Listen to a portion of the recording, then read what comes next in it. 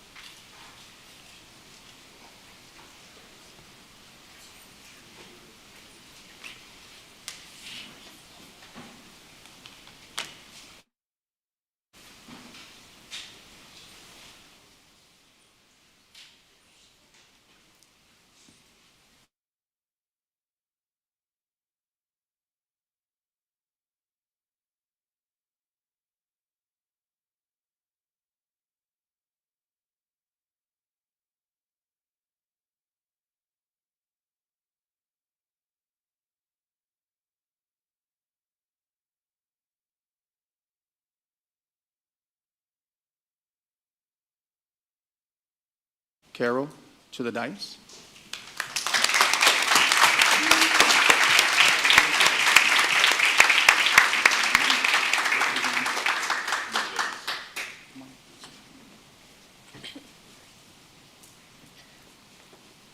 Thank you and good evening. My name is Azra Rios at Parkland High School. It is my honor to call this meeting to order.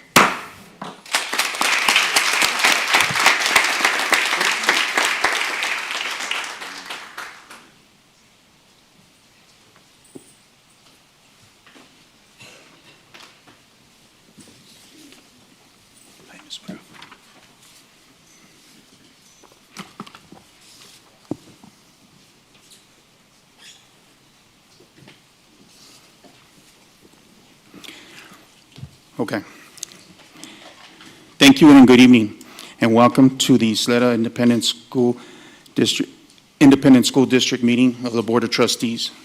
The board invites the public comment during the designated portion of the meeting. Notice of the meeting provided instruction on the public sign-up and rules for participation.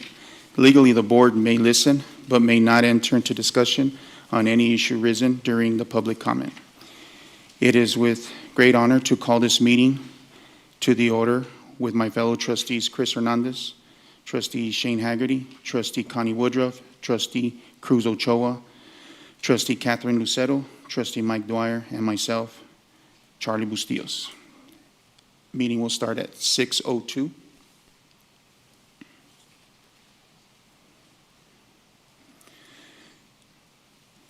Now, it has become a tradition to honor our nation at each board meeting by presenting the colors, reciting the Pledge of Allegiance, and then posting the colors. The colors tonight are being presented by the Junior ROTC Color Guard from my beloved Riverside High School. Color Guard Commander is Lizette Moreno. The other Color Guard members are Vanessa Alacon, Darian Garay, Diego Reyes, and Student Council Vice President Ava Gonzalez. Will you please stand for the pledge, presentation of colors, recital of the Pledge, Allegiance, and Texas Pledge of Allegiance, and a moment of silence. Please remain standing until the cadets have departed.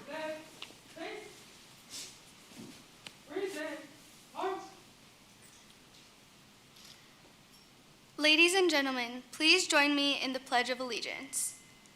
I pledge allegiance to the flag of the United States of America and to the republic for which it stands, one nation, under God, indivisible, with liberty and justice for all.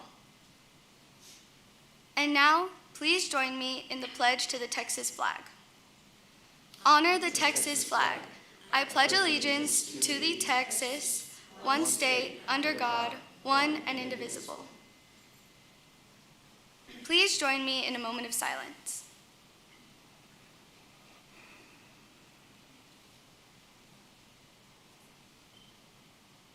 Thank you. Order.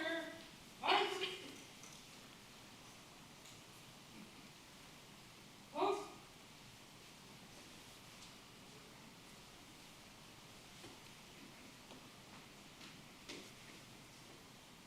Post. Colors. Present. March. Order. March. Color guard. Reform.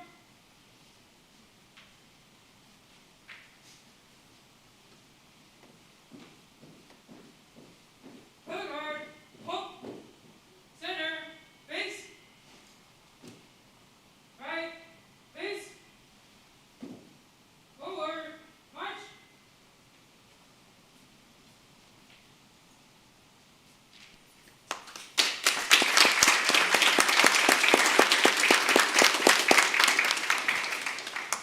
Thank you.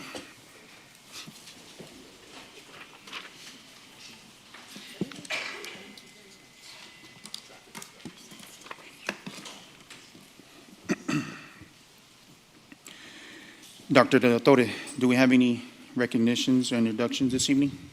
Good evening, President Bustillo, members of the board, esteemed guests, we do. At this time, I turn it over to our Chief Human Capital Management Officer, Ms. Bobby Russell Garcia, to lead in our recognitions and introductions this evening. Good evening, Mr. President, members of the board, Superintendent Dr. De La Torre. We have 3 recognitions this evening. At this time, we ask all trustees to please come to the front of the dais. Audience members, please remain seated until all recognitions are complete. Thank you.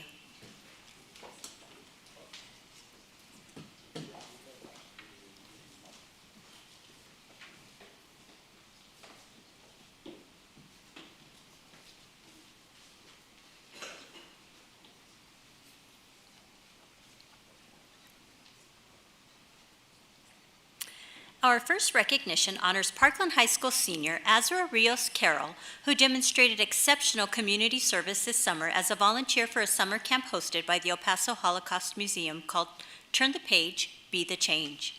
During the summer camp, Azra led daily lessons and age-appropriate discussions with campers to explore topics such as kindness, bias, moral courage, and social justice. Whether through art, storytelling, or group exercises, Azra ensured every activity reinforced a strong message that regardless of age, any person can be an agent of positive change. Azra's dedication to education, social awareness, and youth empowerment left a lasting impression on campus staff and campers.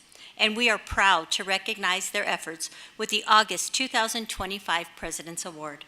Ladies and gentlemen, please help me welcome our President's Award winner, Parkland High School senior, Azra Rios Carroll.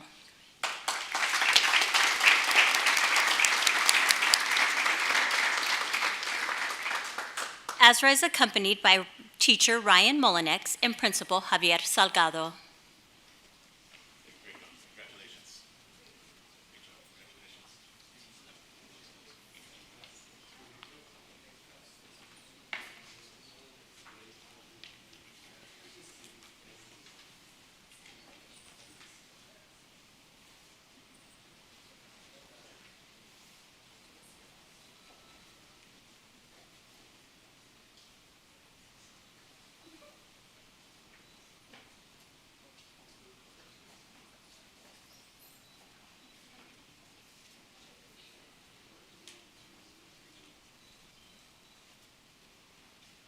Let's hear it for the Matadors.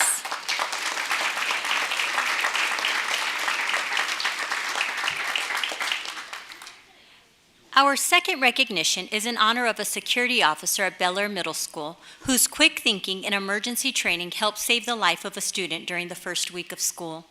While monitoring the cafeteria during lunch, security officer Pedro Ramirez became aware of a student who was choking. He sprang into action, swiftly assessing the situation and drawing on his emergency training to deliver the Heimlich maneuver and dislodge the food from the student's throat, allowing the student to breathe freely once again. Officer Ramirez's swift response and composure under pressure exemplify the highest standards of professionalism and preparedness.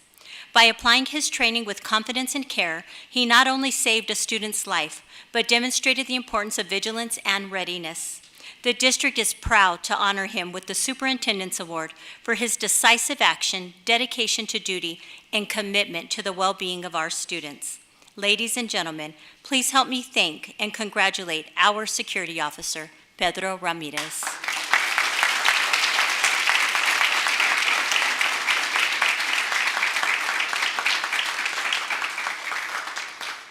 He is accompanied by Bel Air Middle School Principal Gabriel Lopez and the district's Chief of Security and Safety, Eduardo Holguin. Thank you.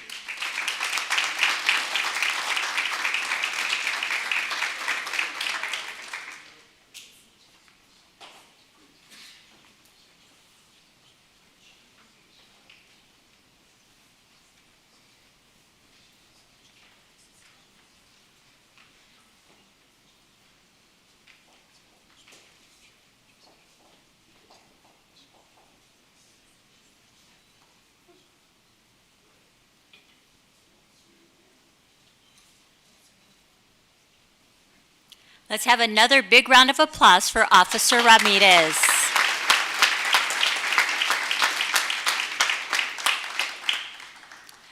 Our final recognition tonight celebrates the achievements of our student councils.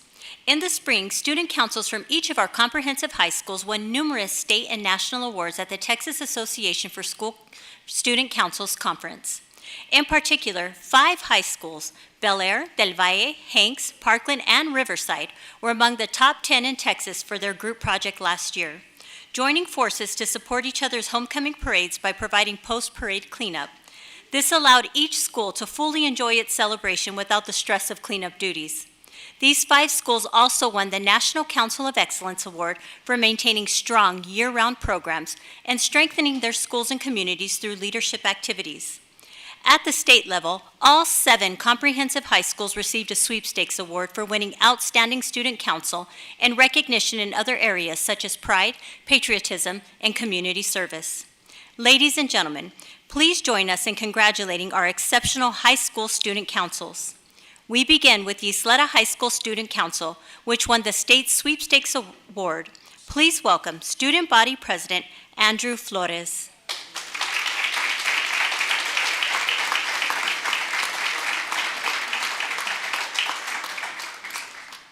He is accompanied by Student Activities Director Ibeth Perez.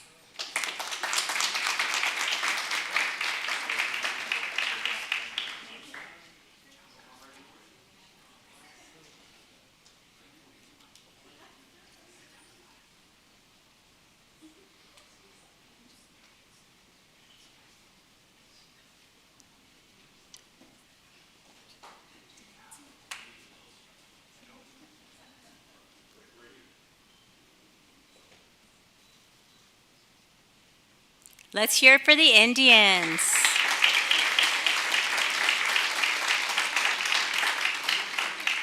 Here to represent the Parkland High School Student Council for winning sweepstakes, National Council of Excellence in Top 10 Collaborative Project is President Destiny Castro.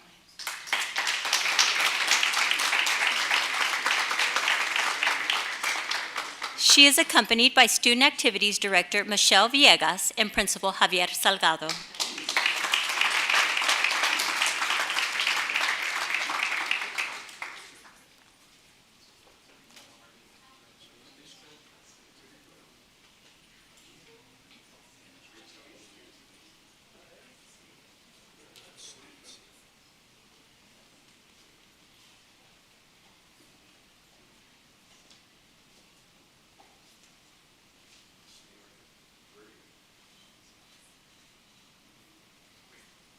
Congratulations to the Matadors.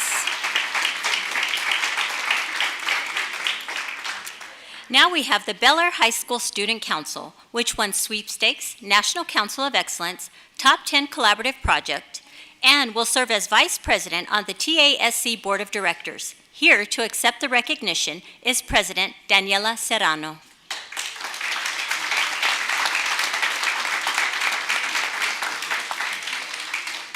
She is accompanied by Student Activities Director Sylvia McMinn and Principal James McIntyre.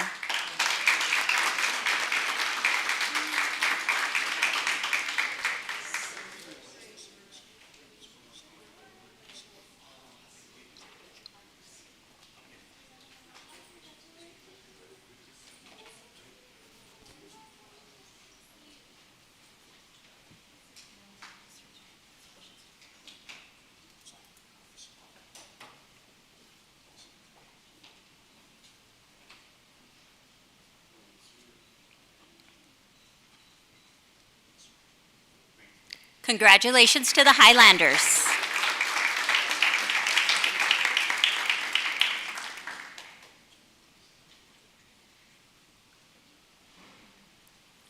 Representing the Riverside High School Student Council for winning sweepstakes, National Council of Excellence, and Top 10 Collaborative Project, please welcome Representative Eva Gonzalez.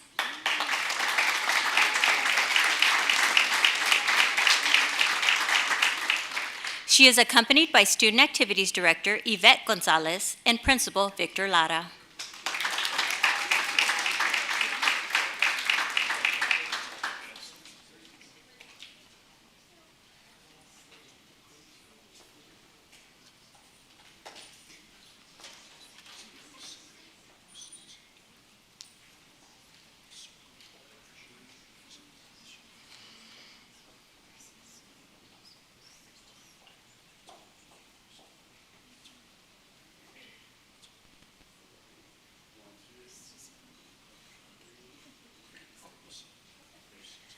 Congratulations to the Rangers.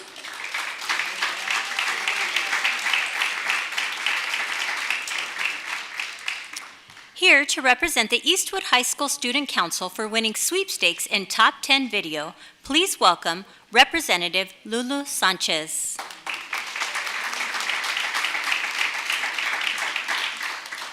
She is accompanied by Student Activities Director Lauren Urubari and Principal Rob Robledo.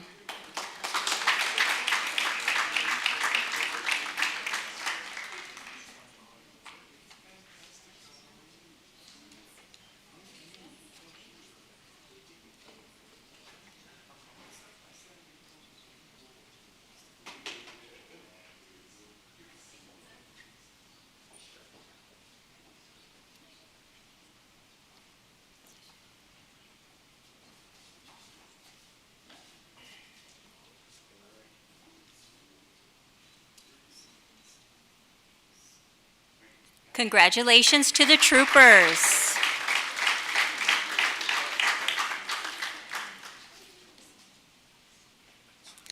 Representing the Del Valle High School Student Council for winning sweepstakes, National Council of Excellence and Top 10 Collaborative Project, please welcome President Sofia Cuomo.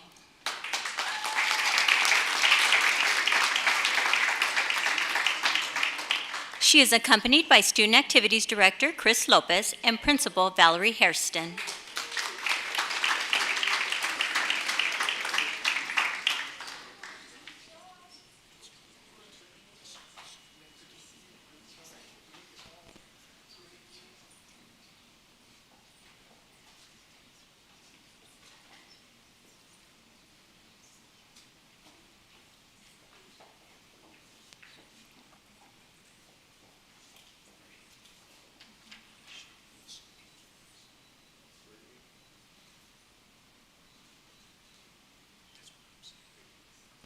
Congratulations to the Conquistadores.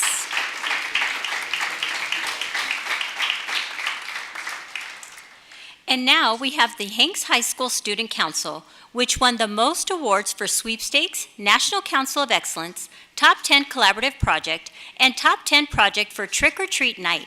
Please welcome Student Council President Laura Pacheco.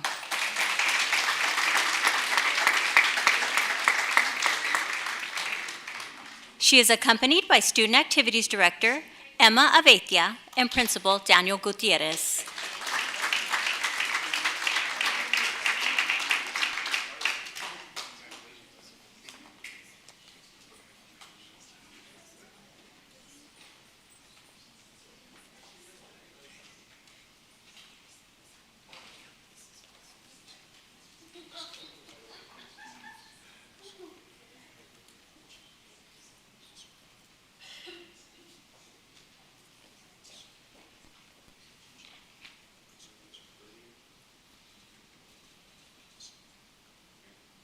Congratulations to the Knights.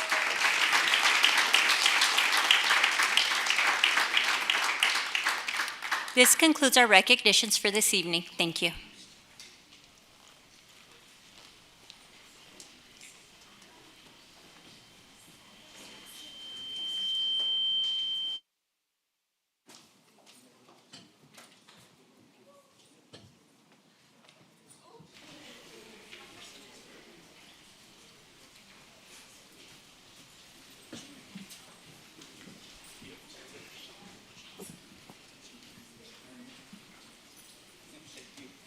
Everybody likes them.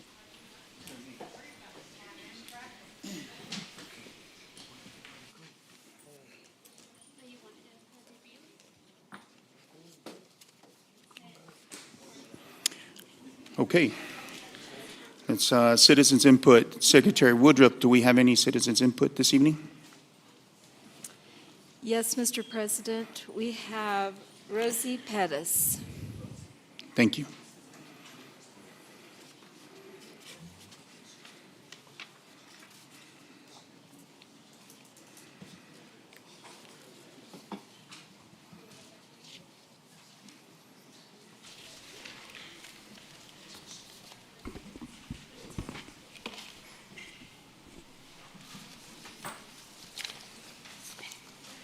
Good evening, President Bustillos, Board of Trustees, and Superintendent Dr. De La Torre.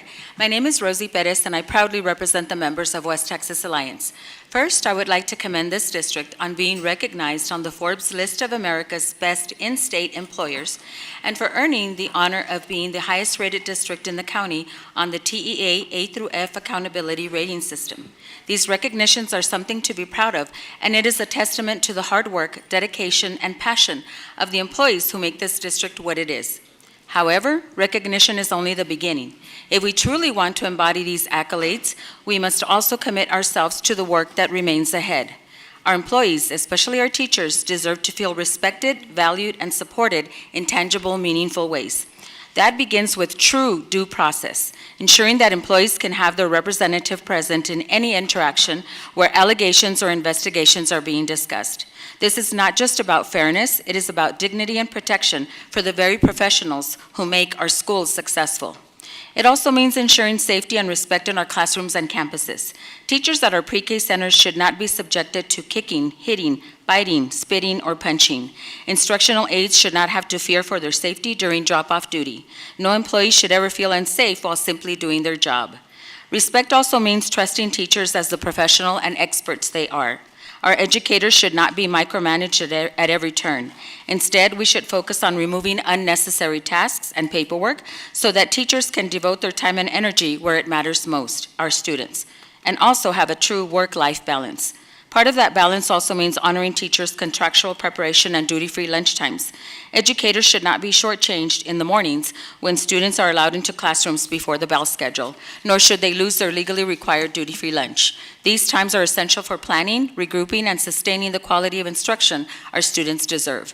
I also want to note that I reached out by email to several board members regarding these issues.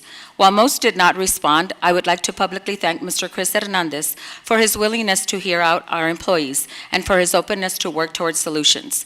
We will be reaching out to him further to continue these discussions, and I encourage others to join him in listening to the voices of our educators. Finally, listening to our employees is not optional if we are to live up to the title of Best Employer. When they tell us what they need, whether it's due process, safety, respect, balance, or time, we must respond with policy changes that reflect fairness and genuine appreciation. Mr. Hernandez's example shows the type of leadership that strengthens trust, builds collaboration, and ensures that our employees truly feel valued. I urge the rest of this board to follow his lead. We have so much to be proud of, but pride should not lead to complacency. If we want to sustain and strengthen the recognitions we've received, we must take these next steps to honor the voices of our employees and ensure that their working conditions truly reflect the excellence we celebrate. Thank you. Thank you.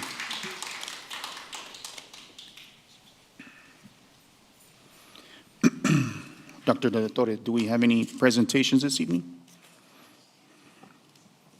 Yes, President Bustillos, we have two presentations this evening. The first is a presentation on proposed employee health benefits. That will be by our consultant, Gallagher, and specifically by Mr. Brandon Dubar and Ms. Natalie Hackett.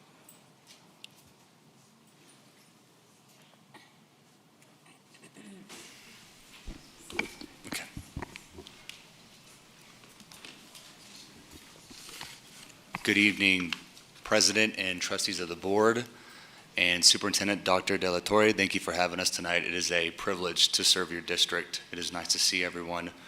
I'm going to lead us off tonight. I'm going to highlight two things before we go into the presentation for you all, and then I'm going to turn it over here to my colleague Natalie. The first thing is we are in boardrooms like this all over the state and nationally, and it is not uncommon what we're talking about when it comes to healthcare. Over the last 5 years, we have seen substantial cost drivers within our business. So Ysleta is not alone when it comes to the battle of healthcare. And I want to be clear that districts are doing the same things and having the same conversations. So Ysleta is not alone, and a lot of districts in the state of Texas are, so to speak, ripping the Band-Aid off when it comes to plan designs, contributions, and trying to balance their budget. And it is a difficult task, and it is a difficult conversation. When we make recommendations that we have tonight, we take everything into consideration. Most importantly, the employees are first, then budget, and then taking into consideration what you all have to deal with when it comes to making that final verdict. When we look at a national standpoint, when it comes to healthcare trend costs, Ysleta ISD is double the national cost. That is a tribute to the plan design that you offer today, contributions being untouched for the last 10 years, and covering weight loss medications. All three are substantial cost drivers to the healthcare plan. And yes, it is a great thing that you do those things.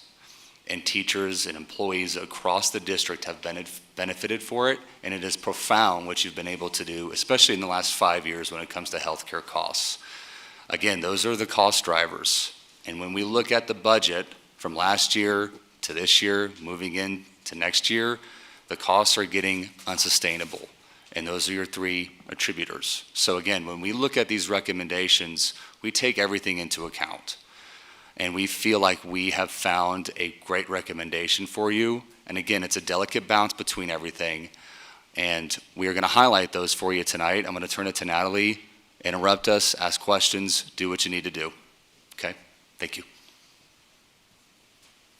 Thank you, Brandon. Good evening, everyone. Thank you again for having us. We were engaged to come in and really take a look at your health benefit offerings, both from a plan design, rates, contribution modeling, and things that we could do to potentially help the district save money. And so hopefully over the course of the next few minutes, we'll be able to highlight those for you. But before I get into some of the financials, I wanted to highlight some of the trending that Brandon mentioned. You can see here, and I apologize, the colors might be a little bit hard to see, but when we look at the compounded growth rate of Ysleta ISD, taking into consideration both your medical and pharmacy claims, you're about 15.1. National trend is between 6 and 8. And I realize Texas is going to differ from other states, but on a national level, the trend is it's between 6 and 8. So we are, knocking on double that right now, as Brandon mentioned. And when we look at that as far as claims experience, just the sheer cost of the claims, Ysleta ISD is about $7.2 million higher than the national trend. So that kind of puts it into perspective as both a percentage and a tangible dollar amount that we can look at. So as Brandon mentioned, this is not sustainable. So when we were looking through what currently is happening, what we predict will happen at the end of 25, and then project into 2026, there were several variables that we had to take a look at. And before I go into some of these numbers, and there's a lot on this page, so I'll draw your attention to some key pointers, but I wanted to remind everyone that the district is self-funded. And what that means is every time an employee or their dependent goes to the doctor, they pay their portion, whether it be a percentage of their co-insurance, a copay, in preventative care, they don't pay anything. After the discount that we achieve through your claims administrator, Aetna, the district pays that claim. Aetna does not pay that claim.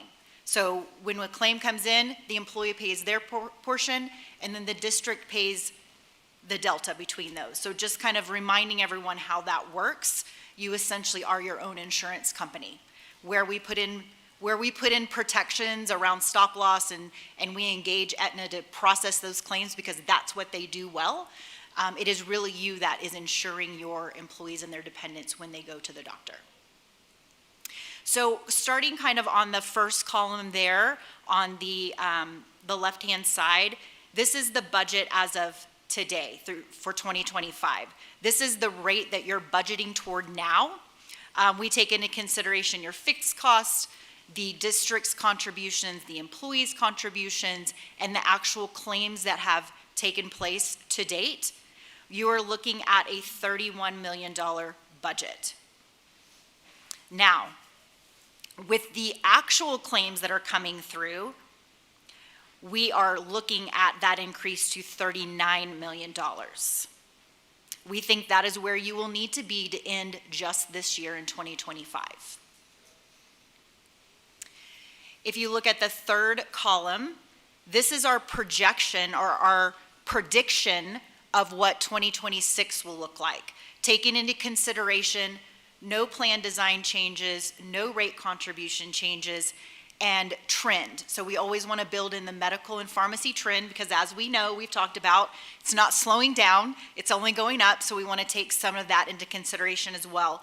So if we did nothing this evening, we're looking at a $43.7 million budget at the end of the day.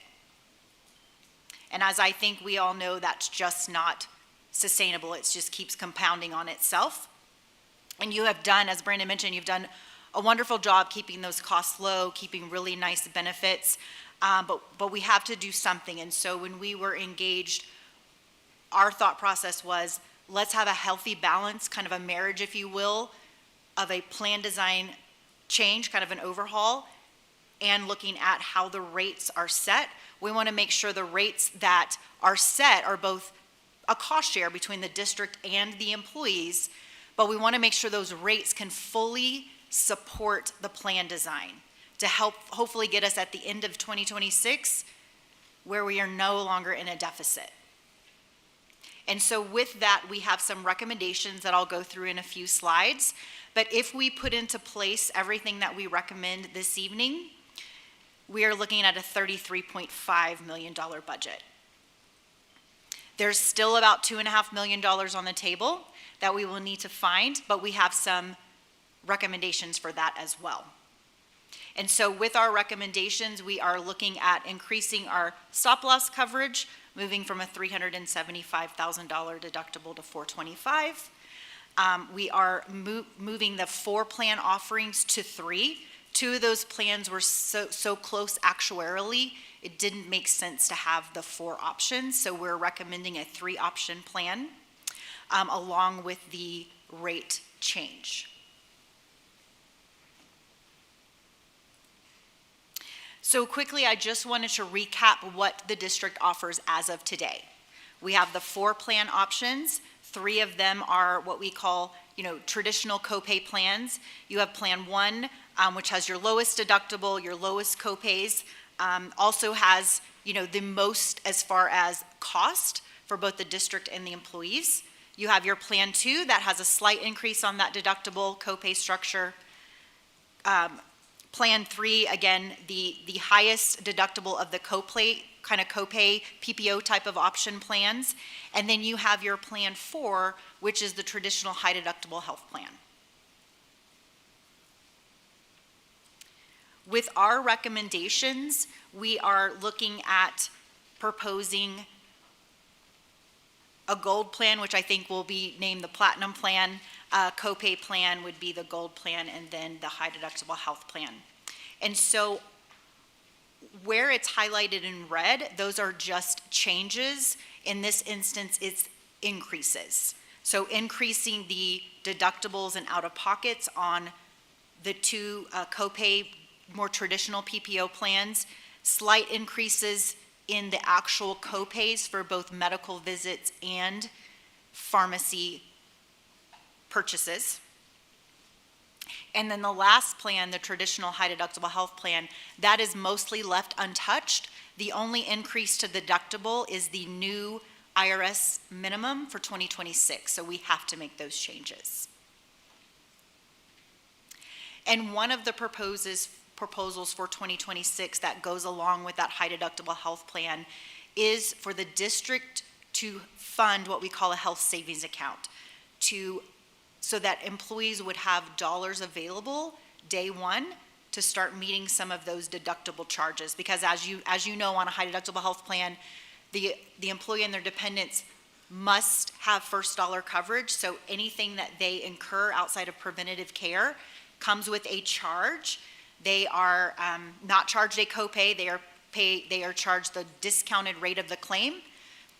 So we want to ensure that they have some money to get them started. We would also encourage them through open enrollment communication campaigns to also fund some of those dollars as well. It's a great savings vehicle. It's triple tax benefits. So that's something that we've added to our recommendation on that plan specifically.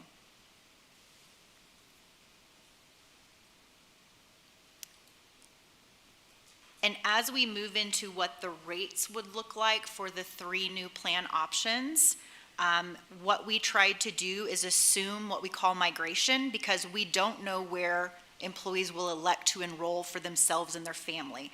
So we had to assume, some of them, well, probably the lowest concentration would be in that platinum plan. A large bulk will probably stay in that middle tiered plan, that copay, very traditional plan. But we also think we will get some movement into the high deductible health plan with appropriate communications during the open enrollment window. And so we have, like I said, assumed that migration, that head count, and rated these plans actuarially appropriate. And you can see here the cost share between the employee and the district.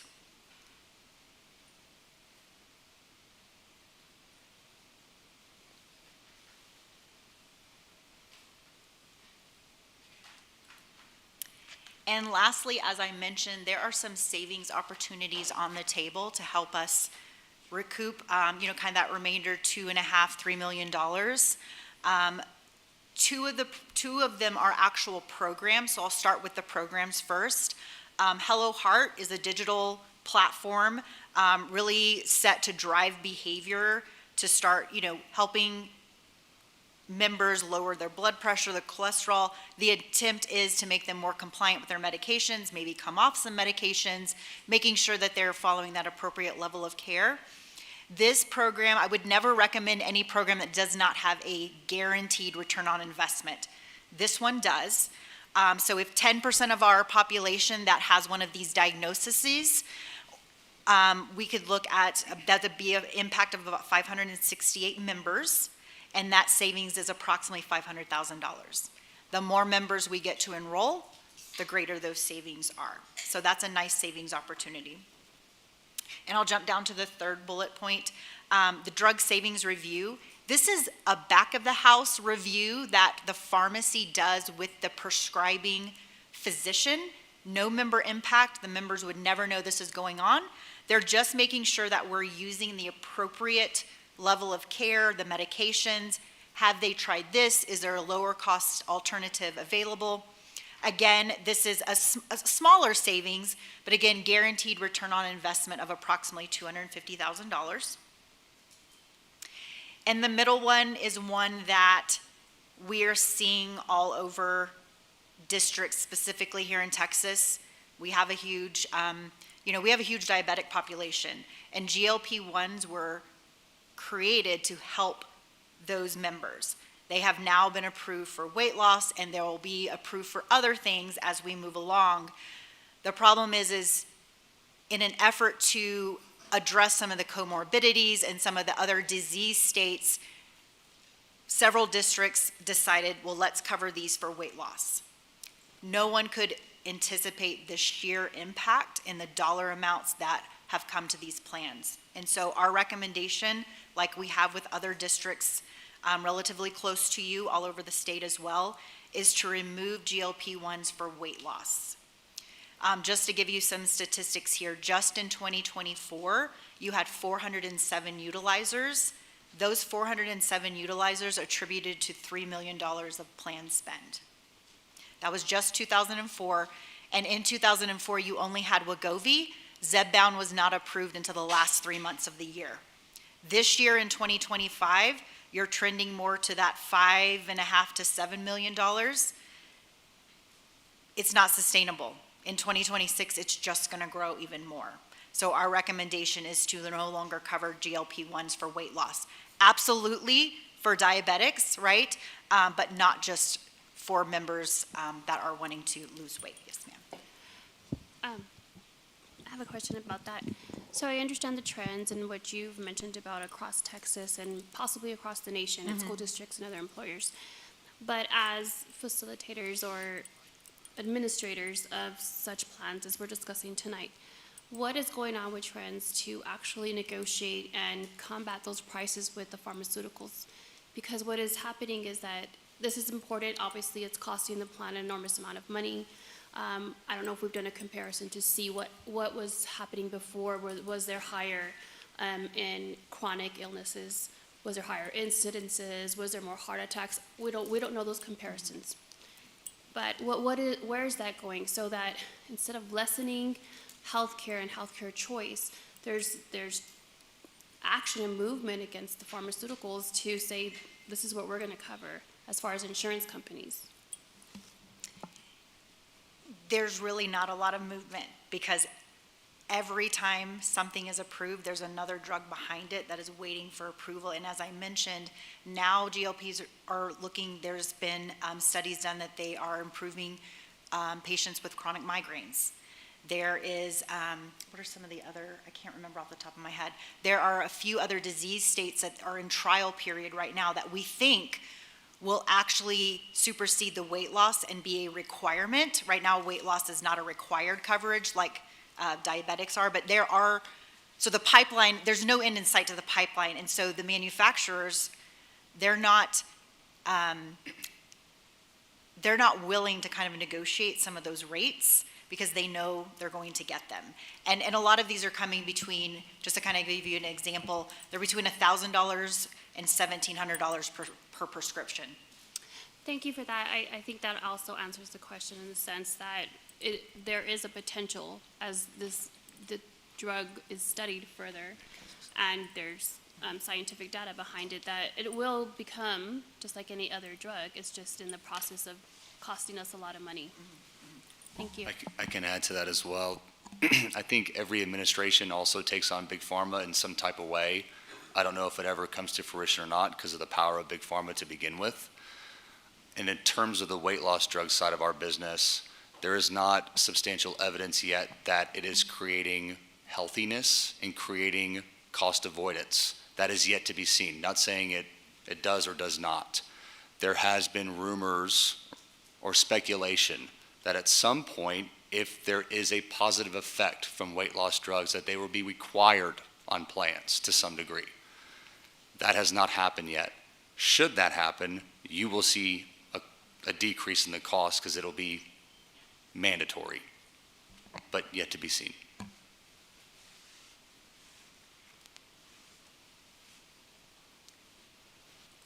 And so that concludes our presentation for the evening. Are there any questions that I can address? Mr. Hernandez? Thank you, Mr. President. And thank you all for being here today and putting together that presentation. It was very good. Thank you. Just wanted to be clear on a couple of items. He says we have twice the national average. You are referring to our cost as us being our own insurance company. What we pay out right now is twice the national average. Thank you. And from the employee's perspective, what they're paying right now, how does that compare nationally? Do we know? Oh, as far as the plan design? Yeah. Yes, it is extremely generous. I think Brandon once compared it to the old oil and gas days where Exxon was competing, with different, oil and gas companies for talent. The days of a $500 deductible, even a $1,000 deductible are just unheard of at this point. We've slowly had to increase those to try to offset some of those trends and costs. We did do some benchmarking, and even with the changes that we're proposing, you're still well within a benchmark, a favorable benchmark to some of your competitors and who you compete with talent, and then some of those that you use to benchmark that maybe aren't close, but I think you share some similarities. So you're definitely not outside of the ballpark when it comes to that. Mm-hmm. Thank you. So your recommendation, obviously increased costs for employees, but if we adopt your recommendation, it's still competitive state with other districts Correct. in the state of Texas. Yes, we wanted to be very cognizant of that when we made the recommendation. Okay, and right now, if we don't change anything, you predict that our expenses will be at 43 million, and if we take your recommendation, it'll save us 10 million by bringing our healthcare budget down to 33 million? Correct. I had a question about the drug savings review. Okay. who determines what's an appropriate drug and why? It felt like you were like we hide it from the employee? No, I didn't understand what it said there. Okay, sure. So, Aetna has a group of physicians that would speak with the prescribing physician just to make sure to ask, if they see a medication that isn't frequently prescribed, or they see that this member is on 3 medications that are essentially treating the same disease state. It's just those conversations that they're having with the prescribing doctor to see if maybe one of them can be removed. Could we combine the drugs? Is there another drug that we want the patient to try? They're not saying you have to do that. It's up to the prescribing doctor to take their recommendation or not. Okay, yeah, I would just be concerned if an employee of ours was under the impression that they needed a particular medication and it would be covered, and then we say, nah, we don't think it's necessary. Oh, no, yes, I understand your concern there. No, it definitely would be left up to the prescribing physician to take the recommendation or not. They would not be forced to do that. Okay, I think those are all my questions. Thank you. Okay. Mr. Dwyer? Yes, I have 2 questions. Ms. Hackett, would you go back to page 6? Yes.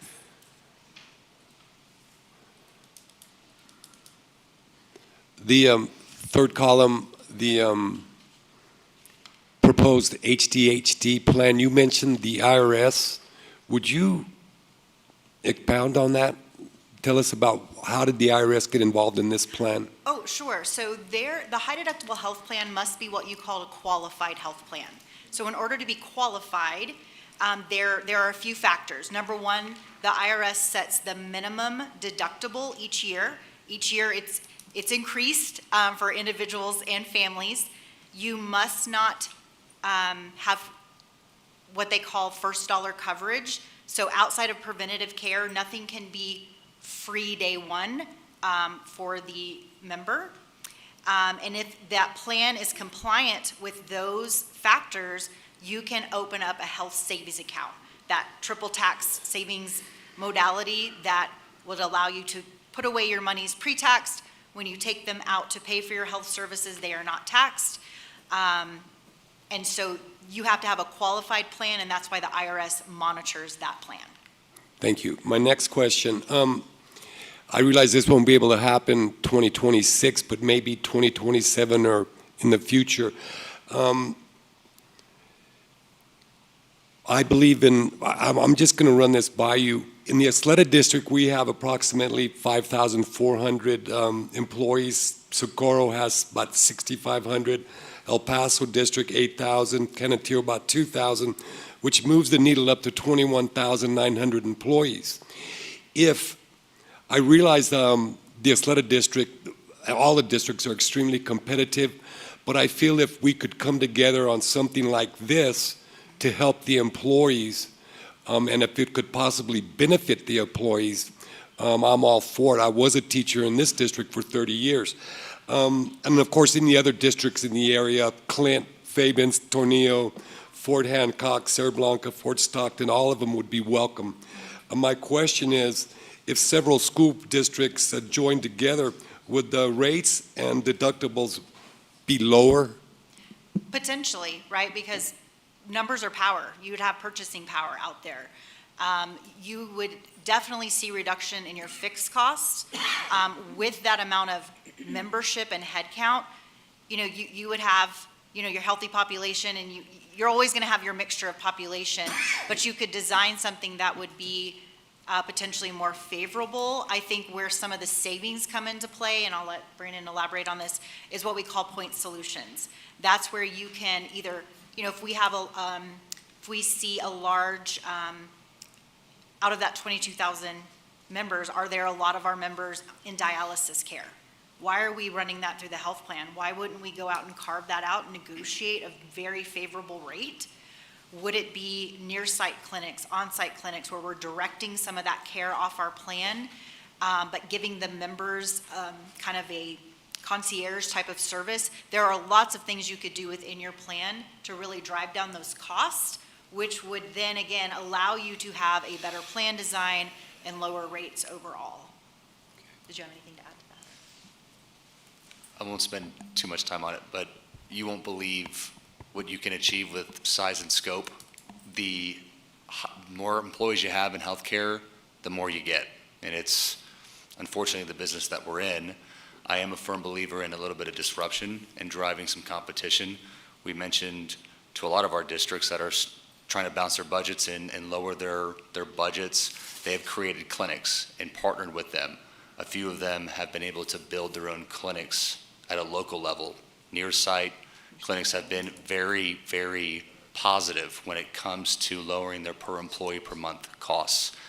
At that kind of size, you will have someone come in here and build clinics.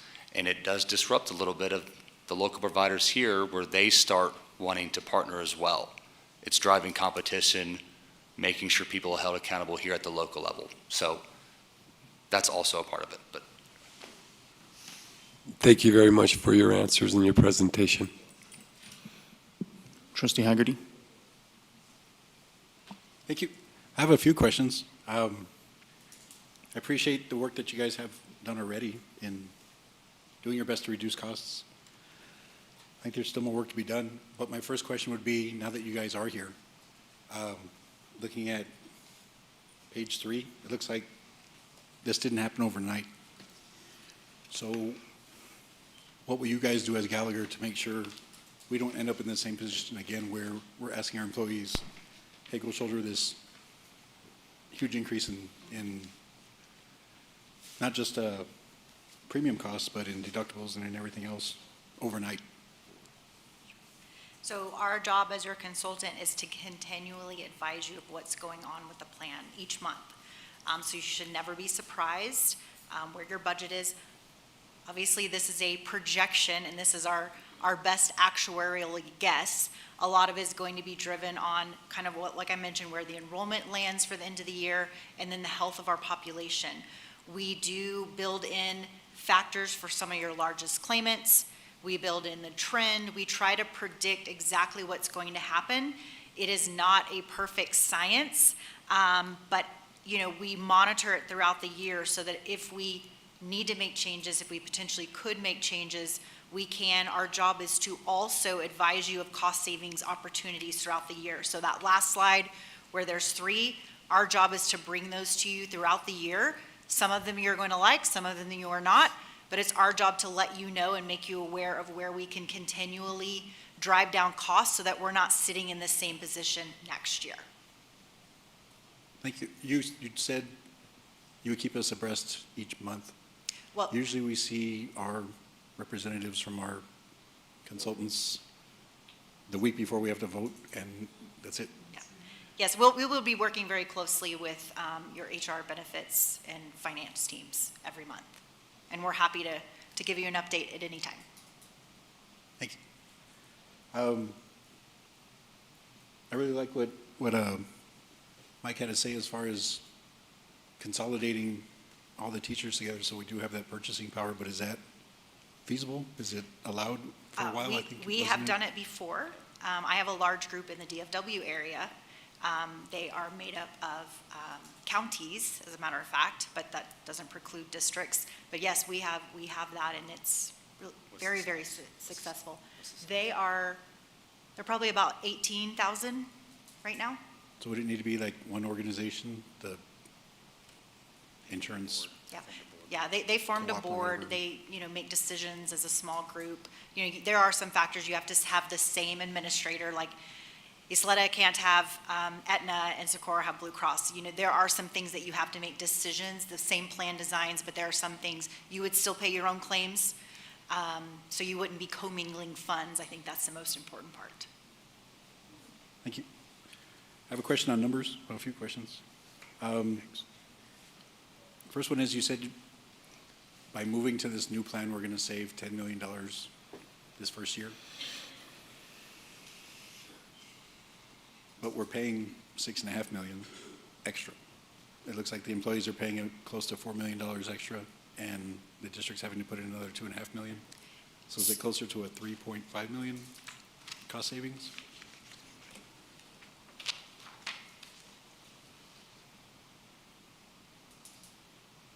So when the numbers in red are comparing you to current.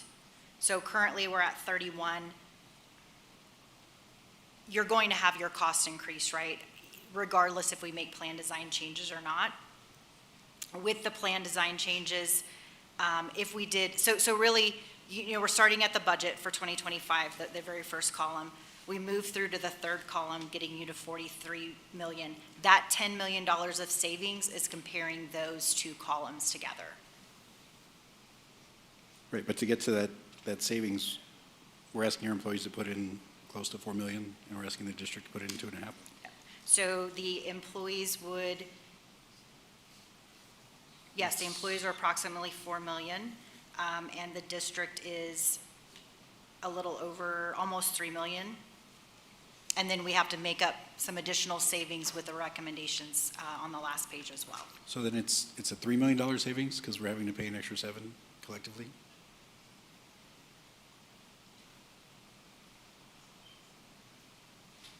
I guess you could look at it that way. Yes, that's fair. I have a question about the proposed costs. Okay. From what I could tell from my research, a virtual doctor's visit costs about what we're charging the employee to cover for the telemedicine. Mm-hmm. There isn't any way that we can reduce that burden since a typical primary care visit is somewhere between $100 and $250. Sure. Are you referencing to the high deductible health plan, the $56? Well, even the $30 one. Or the If we're yeah. generating a cost savings by having our employees turn to telehealth, which I found to be very convenient, as long as it's something minor. Sure. But the district's saving money off of it, then I feel that the employee should also be saving, but give them that incentive to want to use it. Because my copay to go see my primary care in the copay plan is less than the telehealth.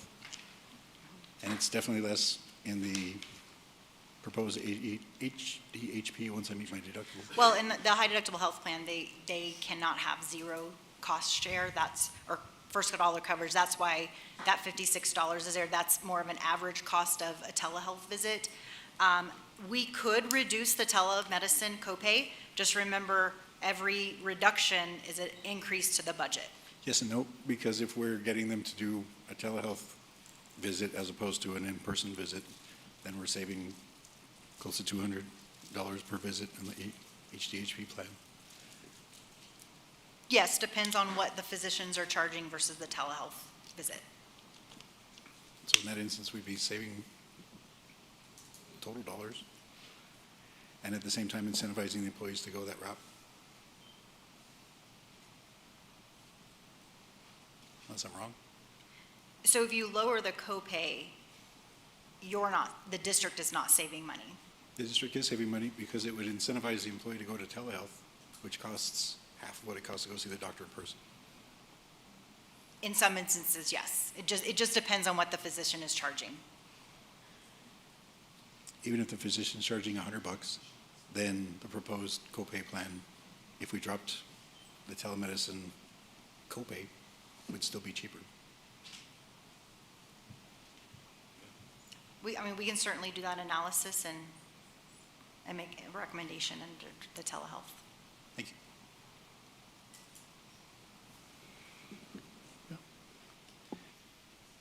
Any other questions? I was looking at the cost of going from Plan 2, which looks like most employees are on, to the HDHP plan. And it looks like it does end up being slightly cheaper going to the HDHP plan overall if I make one emergency room visit. Because if I'm reading it right, the way it is now, Plan 2, if I go to the emergency room, I only pay $500, or no, it's only $150, right? But I also have to pay up to my deductible, and then it's 20% after that? Correct. So if you're on if you elect either two of the copay plans, you would pay a $500 deductible. Copay. Then it would apply to your deductible. And if you satisfied your deductible during that visit, you would fall to coinsurance. Oh, no, on Under Plan 2, it's $150. Under the high deductible health plan, you would pay that ER visit up to your deductible. It was Plan 2, the current plan? I was comparing Plan 2 to the new. Oh, sorry. So I think it was $150. And then deductible, and then 20% up to $4,000? Because the maximum out of pocket is $4,000.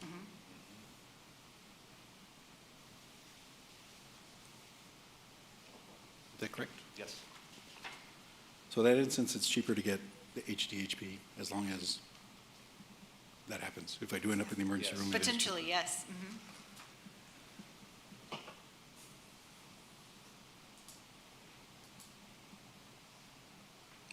think that's all my questions for now, but I certainly appreciate your Okay, sure. answers. Thank you. Thank you, Trustee Hager. Anybody else? Thank you for the continued information this evening. I think this one's directed more towards Dr. La Torre. As far as, I know I'm jumping ahead a little bit, but as far as open enrollment, communication campaigns, who, what, when, and where, and also when would these changes take effect? Sure, thank you, Trustee Lucero. That's a great question. Mr. Valtierra, the new Director of Benefits Risk Management, and I have scheduled a minimum of 3 campus visits a day from Tuesday of next week right up until the open enrollment period on October 13th. And we hope to go out and both explain why we need to move in this direction, share some information about each of the respective plans, bring clarity to the high deductible health care plan.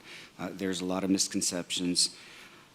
Like myself, like many people, when you look at it and you see that your deductible at $3,400 for an individual and climbing to $7,000 for a family, the first thing people tend to think is, what if something happened to me? I got in a car accident, one of my children got sick. Where could I possibly come up with $7,000 if it were a family plan, or even $3,400 if it were my plan as an individual? Now, in both of those cases, the district is prepared to give what they refer to as seed money. So we would put $500 in an individual's health savings account to cover some of the more minor things, and we would put $1,000 in the family account. But Aetna also works with providers, and it's not uncommon for the employee or the patient, the family member of the employee, to go in and not have the resources to pay $7,000. Most, if not all, hospitals will put them on a payment plan. And so they could decide based on their circumstances, their budget, what they could afford to pay per month for as long as it takes to pay for that treatment. They could actually do that and continue making deposits into the health savings account. And the thing about the health savings account is that because it's pre-tax, you putting $100 a month is really costing you $80 a month because it's not being taxed. And so for some people, that plan makes sense because it has a lower monthly premium. The other people it makes sense for are people that have already been diagnosed with a serious illness and already rely on a number of pharmaceuticals, who know that within the first 2 months they're going to meet the deductible because everything after that is paid at 100%. It is no longer an 80-20 split. There's no copay. There's no co-insurance.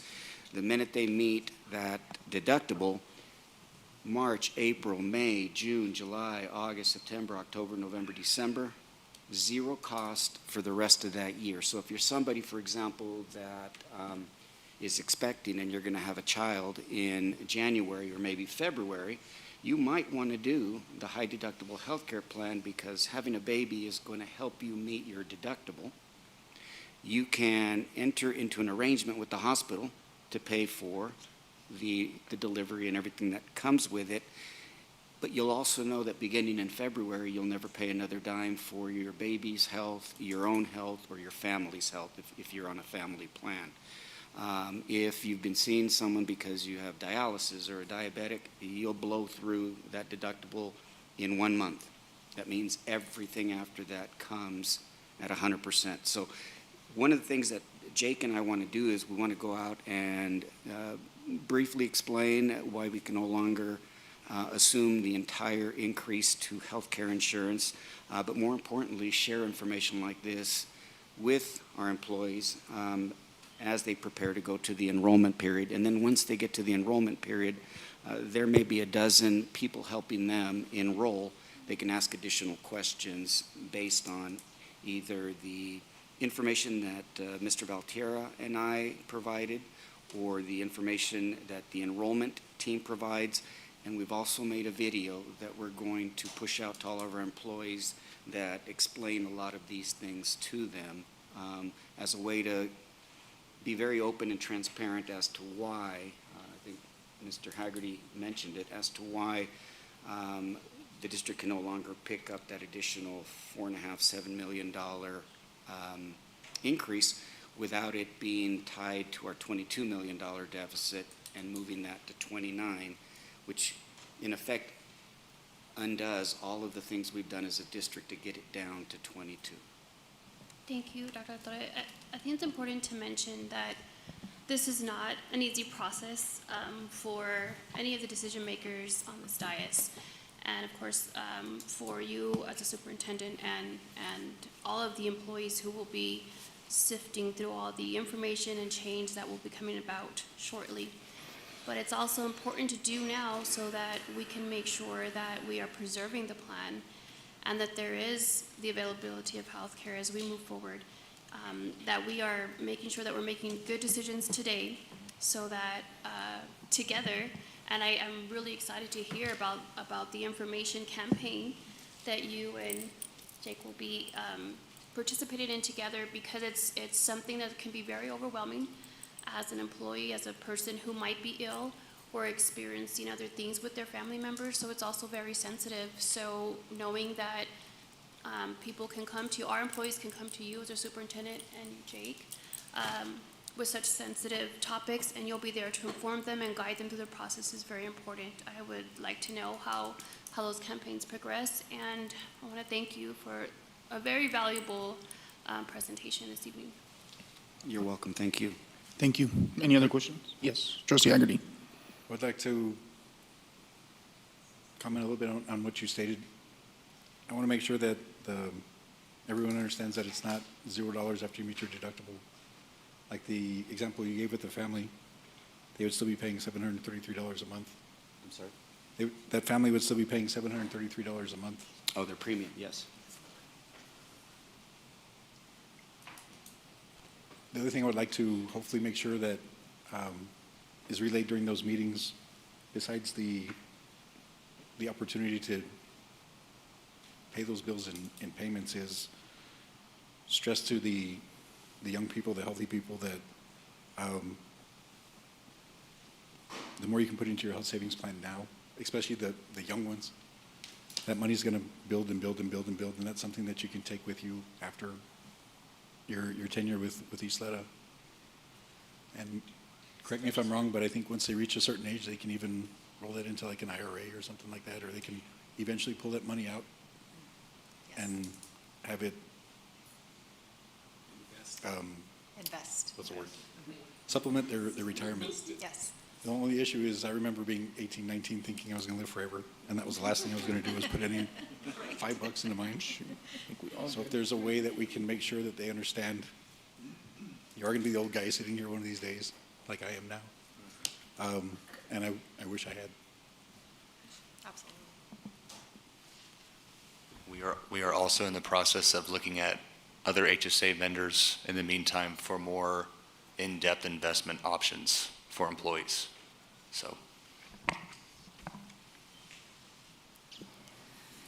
Any other questions? Well, just a comment, Mr. Haggerty, that's why I'm going to go with Dr. De La Torre and Jake to the 7 Eastwood area schools when they do their presentations to show them exactly what you said about I thought I was going to live forever, and here I am. So I'm going to be your example. So you guys were right. Mr. Hagerty? No more questions? Okay, I got one question. This was for Ms. Sleeper. I have to ask it. What's this plan going to do to our deficit? So as they mentioned at the very beginning of the presentation, you are self-funded. So even if your health fund didn't have money, it's coming from the general fund. We currently have budgeted our normal contribution per employee per month of $592.83. As you can see, the district's contribution will increase somewhat. I believe it went to $642 as the average contribution effective January 1. So there could be a slight increase to the deficit. I don't anticipate it. I believe that with the additional provisions they have in place, we'll be able to bring those premiums down, bring the medical claims costs down for the first 6 months of 2026, and that we'll be able to absorb the increased contribution from the district into the health plan to cover claims. So it's a slightly increased contribution from $592 to $642, $50 per month per employee, but I believe that the savings in the claims will allow us to cover it. Thank you. Any other questions? That made me think of one last question. In the event there are much less claims than expected, and the district doesn't have to put in as much money, since the employees are also being asked to shoulder $4 million worth, is there any type of cost savings or rebate check that they can look at? Or keep in mind the risk is all the districts, whether they pay their premiums or don't pay their premiums, whatever the medical claims costs are, that's on the district. So no, I would not rebate it, I would bank it, because sure as I don't, the next year those claims we're going to have a high claimant and end up out of pocket a lot of money. So once we set the structure is the structure, and I would not recommend that you reduce any of the cost of the structure as you're establishing it tonight.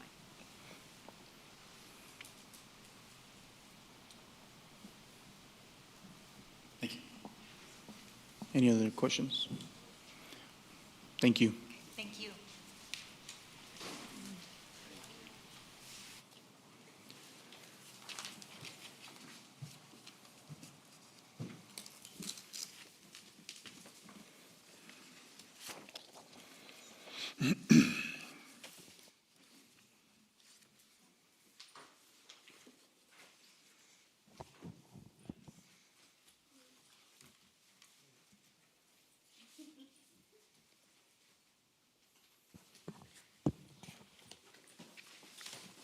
Go ahead, Ms. Sanchez.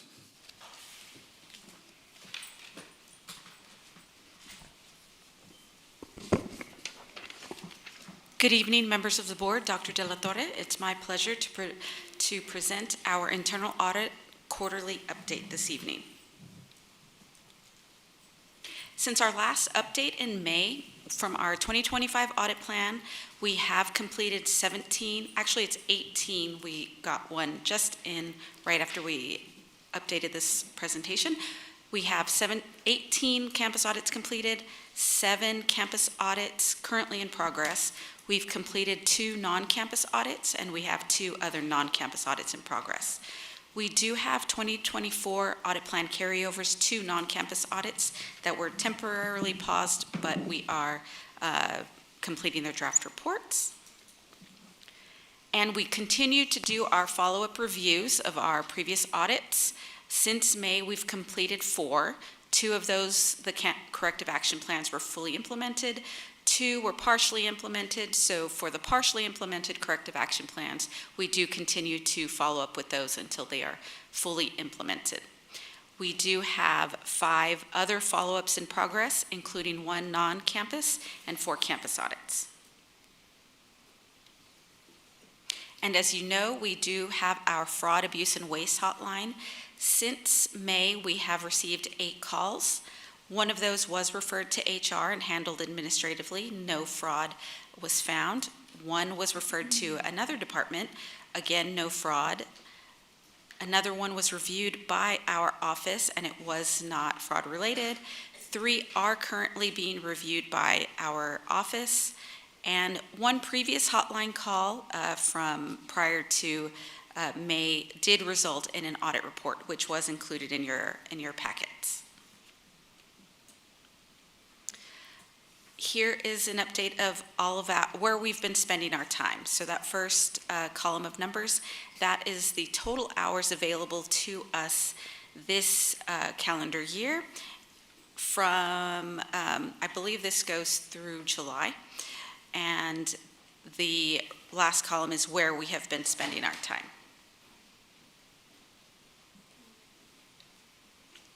And finally, our annual plan for 2025. As you can see, we have completed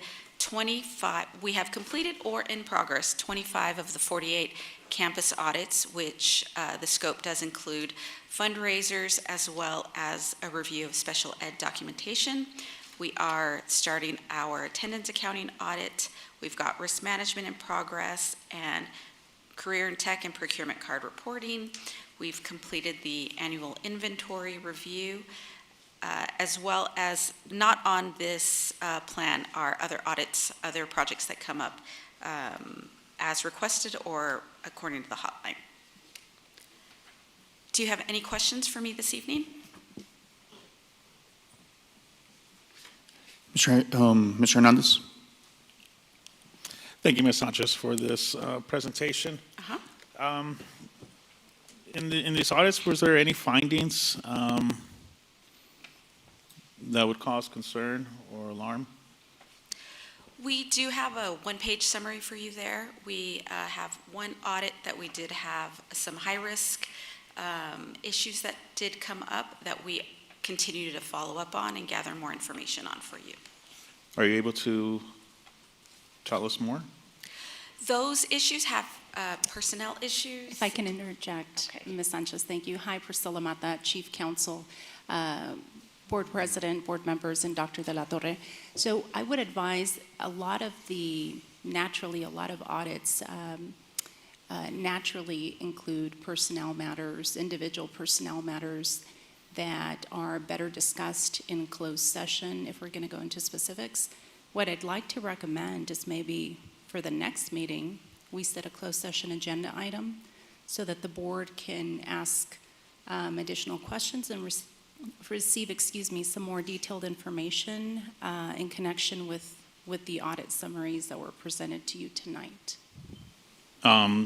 So because of the nature of the findings, you're recommending? I think more specifically the personnel matters. It's a personnel matter. As long as there's some sort of individualized personnel matter that's made the subject of an audit, those are typically handled with confidentiality by the board in closed session.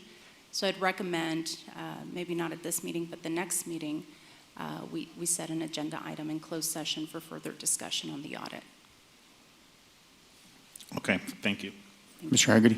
I have some general questions about some of the findings. One would be one of the non-campus projects.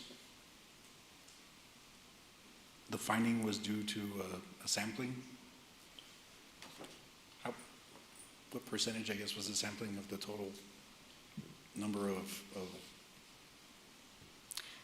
The sample size was 75, and the total population would be around 2,300. So it was a relatively small.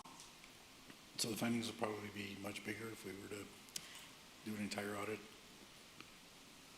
It wasn't a statistical sample. Some of it was concentrated, so we cannot at this time extrapolate to say for sure what the size would be, what the error rate would be. What resources would it take to find out? We are getting additional detail on that right now, so we will soon be able to provide a better error rate for you. Thank you. And I certainly look forward to the closed session because I think it's definitely something that warrants the attention of everybody in the room. But outside of that, I don't think I have any questions, but I certainly appreciate you digging in this to find out that it even happened to begin with.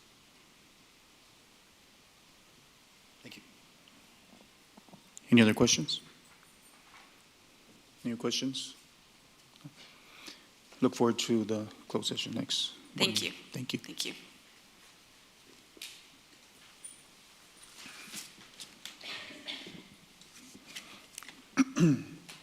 We will now discuss the agenda items as listed in posted notice of the regular meeting of the Ysleta Board of Trustees for August 27, 2025, and relay recommended motion with the superintendent and executive cabinet, and receive responses to questions and/or requests for additional information throughout the superintendent in preparation for deliberation and action on set items at the August 27, 2025 regular board meeting. Please stop me if you have any questions or wish to pull any items for separate consideration. Consent. Consider approval of the minutes for the Board of Trustees workshop and regular board meeting on June 25, 2025 at 6 p.m. Monthly finance statement for May and June 2025, including the quarterly investment report. Number 3, staff development minutes waiver application to TEA. Now moving on to policy items. Policy EFB, local instructional resources for librarian materials.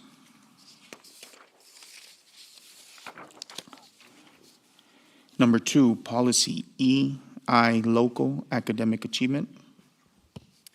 Board President Bustillos, Yes, ma'am. Priscilla Mata, Chief Counsel, sir. Board members, Dr. De La Torre, there are two policies, sir, on this agenda, and board members, that I wanted to pull from your consideration tonight. They are not tied to any change in the law. More so, TASB has recommended them, the changes for clarity purposes. But in reviewing that with some of my team members, we thought that those changes had the potential to conflict with district practice, so we'd like some additional time to review and possibly make some more recommended changes to policy EI, local academic achievement, as well as policy FEC, local, related to attendance for credit. So when we get to the portion that you take action on the policy items, I will suggest a motion for your consideration to postpone these items to a future board meeting. Can we make the motion now? Or do we wait for these? You would wait for the, Okay. once you wrap up workshop. Right, okay. Number 3, policy FD, local administration, students not enrolled. Number 4, policy FEC, local attendance for credit. Number 5, policy FM, local student activities, extracurricular activity absences.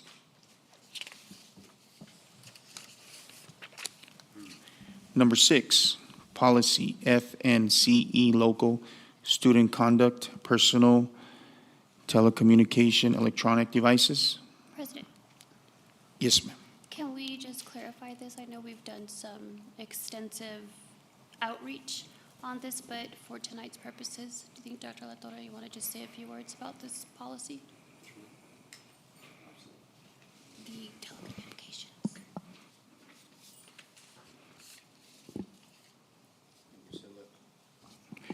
Can help me. This is the sometimes controversial policy that emerged from the recent legislative session, the 89th legislative session, where policy law was adopted to prevent the use of personal telecommunications, electronic instruments.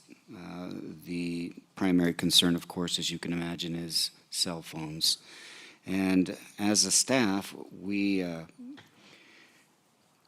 reviewed and interpreted the law and came up with what we felt was a balanced and fair approach to this cell phone policy that would require students to put their phones away or at a designated location in the classroom during any instructional period.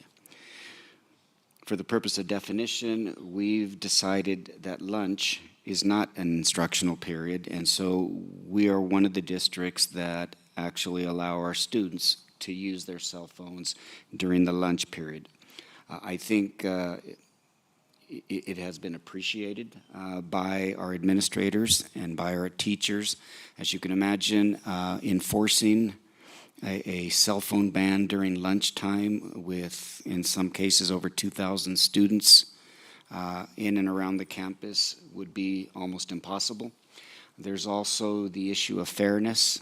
In other words, because at some of our campuses, students can leave and go have lunch at home or go across the street to the restaurant. We obviously can't require them to put their cell phones, whereas the students who would remain on campus would be held to a different standard. And so it was important for us to try and find a way to be fair to all students.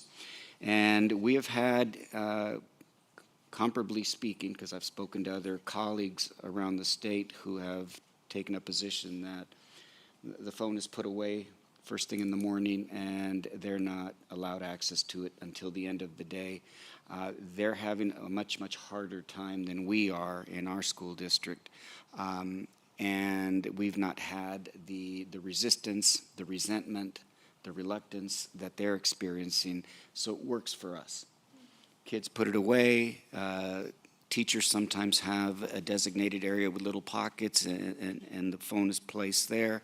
And we also believe that at lunch, because of everything going on, their safety and security could very well rely on having a phone available to contact a parent or a guardian or 911. And so that's the way we've approached it. We still believe it's a nice balanced, I hate to use the word, but it's a, we're cooperating with each other. It's showing them that we respect that they want to have their phones. The parents want to be able to contact them in the case of an emergency, and so it's worked out well for us. Thank you. I have some questions too. Do you have questions? I just want to, so it's okay for a first grader to have their cell phones out at lunch? Is this for all grade levels, Dr. Delatorre, or was it just our high schools? Primarily our high schools. What we learned is not a lot of first graders, not a lot of elementary school students have cell phones yet. So it's primarily middle school, but really high school because of the fact that students who leave the campus for lunch in their vehicles or just walk across the street would be treated differently or would have a different experience than the students at, say, for example, Del Valle High School, closed campus. They're not going anywhere. And so we thought it would be fair to designate that 40-minute period as a time to check your email and check your text messages. And if you have to make a phone call, make a phone call. If you have to receive a phone call, receive a phone call. But understand that when class starts again, we're back into that instructional window, and that phones are not permitted under the Texas law during an instructional period. And if I could clarify, Dr. De La Torre, Please. and I think that was a very nice It explanation. was a valiant effort. No, A for effort and certainly for the merit behind the presentation. But the exception is most definitely for high school students during their lunch period. As Dr. De La Torre mentioned, some kids leave the campus unless they're part of a closed campus, and some remain. And so we thought it important that we tie that exception into what the law allows us, the discretion to make an exception when we have a district or campus protocol that would require or necessitate or reasonably allow a student to use a cell phone. And the lunch period, I mean, that's the time of the day, arguably, that is not instructional, the largest congregation of students coming together. We've seen in the news recently You know, sometimes you have some pretty lively situations happening. And so we don't want to discourage students from doing what they normally do, recording something that, practically speaking, is going to help investigate student safety issues, concerns, or even health issues.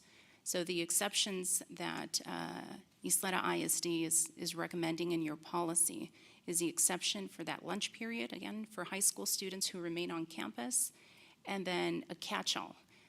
Students can use their cell phone in the case of a school emergency. No ifs or buts. It'll be allowed. Ms. Woodruff. So, some of the comments that I've been hearing about our cell phone policy indicate that there's some confusion out there, especially, I think, I'm not sure if it's coming from administration. I'm talking about principals and people like that. But, so, I just want to ask the questions. So, they can use their cell phones during the lunch period. Does that mean that it's in the cafeteria only? Can they use them in the library? I mean, I guess you wouldn't be eating food in the library, so, because I've heard it said, oh, yeah, if they're in the library, they can use their cell phones there. And then also the passing period, when they're going in between classes. There's some people who think that they can use their phones during passing period. And then, of course, the one that you just mentioned, I have heard some people say, no, they're not allowed to use their phone in case of an emergency. And so I do feel like we need some clarification on those things, and so that just like it should be with every policy we make, that we're not making one school is enforcing it this way, one school is enforcing it another way, where that we're coming across united. So those are fair questions, Ms. Woodruff. So I'll start with your first question about when we say students, high school students who remain on campus are allowed to use it during the lunch period. We're not parsing words or making distinctions or requiring them to stay within the cafeteria. We're not going to the extent, again, why? Because it's also an enforcement issue. And we'd rather put the time and resources, the limited time and resources we have on campuses to look out for the important stuff that's going on, not whether a student's using the cell phone in the cafeteria or in the hallway during the lunch period. Okay. And that is why your policy is silent on that, because it does not affirmatively distinguish, and we don't want it to work that way. And then number two, the question about whether the cell phone ban also applies to the transition period, right? Walking down the hallway from Class A to Class B. We're taking the position that it does apply. We don't want interference with the student getting from one class to another. So we're not making an exception for the transitions. So they cannot use their phones during the transition period? That's correct. They're not supposed to. And I was speaking to Dr. Chacon this morning, and she was sharing some of her personal observations with me from a walkthrough she conducted. And I was pleased to hear that she was telling me that you don't see the cell phones out. Even during the transition, you see one or two students, and quickly, as soon as you bring it to their attention to put their cell phone away, they do it. Our students are being very respectful of this new change in the law, and so we have not had any major issues with the cell phone ban. And third, you had another question about emergencies, right? So is that one I've heard some people saying, no, we've been told that they're not allowed to use those, during a lockdown or during a situation like an emergency. And I understood the policy to say, yes, they can. You're correct. So the policy would allow a student to use their cell phone in the case of a school emergency. Now, if there's a family emergency, that's different. At that point in time, the families are allowed to call in campus, the school office, and ask to be connected to their student. but a real true school emergency would allow any student to use their phone then and there. I want to add that we also have in every classroom in this district a telephone, a traditional telephone, and that has the ability to send off a silent panic alert, right, to dispatch and law enforcement. That's particularly important, especially now when there's so many questions from all sorts of districts and stakeholders as to how far this ban goes. We want to make it clear that Ysleta ISD is going to allow students to use their phone during any school emergency. No exceptions. It's going to be allowed, and they won't be subject to discipline. Now, if they're using their phone, misusing their phone during a school emergency to do something they're not supposed to, that will remain subject to the student code of conduct and the discipline thereunder. What you're saying is the lunch period is the main thing that's driving when they can use their phone and when they're not. It doesn't matter where they're at in the building at that point. If it's their lunch period, they can use their phone. Yes, and that's because separate from the exceptions that we're making, because we're tying this to students' health and safety, but separate from that, there's an argument to be made that the school day, which by the way is not defined by law, and TEA guidance has given us some guidelines as to how we can define a school day. But arguably, a school day means any part of a regular school day in which instruction is provided to students and which counts toward the required instructional calendar required by applicable state law. So arguably, under these two different arguments, the lunch period is not subject to this ban without exception.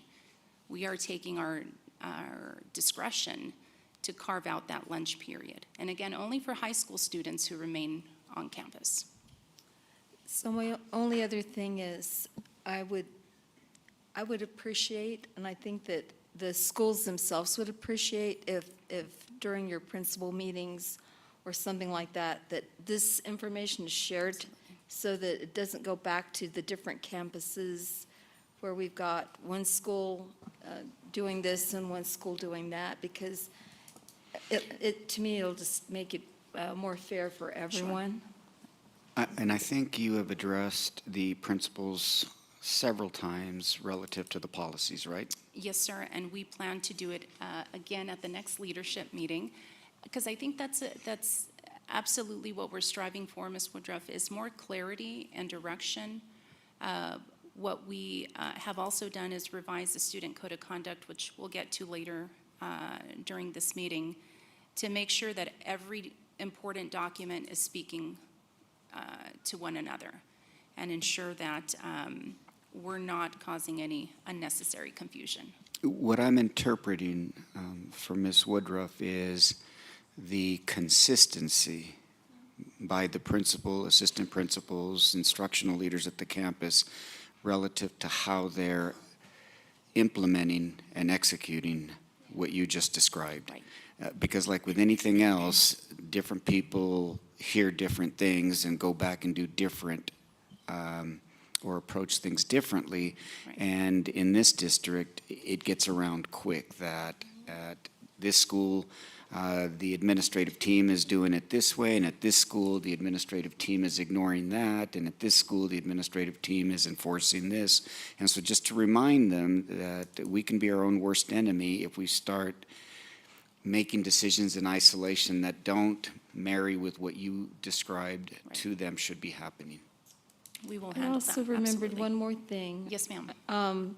There's been some comment from evidently some of the teachers and some of the schools that the cell phone can be used during instruction time for the class itself, whereas other schools are saying no, they cannot use the cell phone for instruction, for a class, that might be requiring use of the internet or whatever. And I'm glad you brought that up, Ms. Woodruff.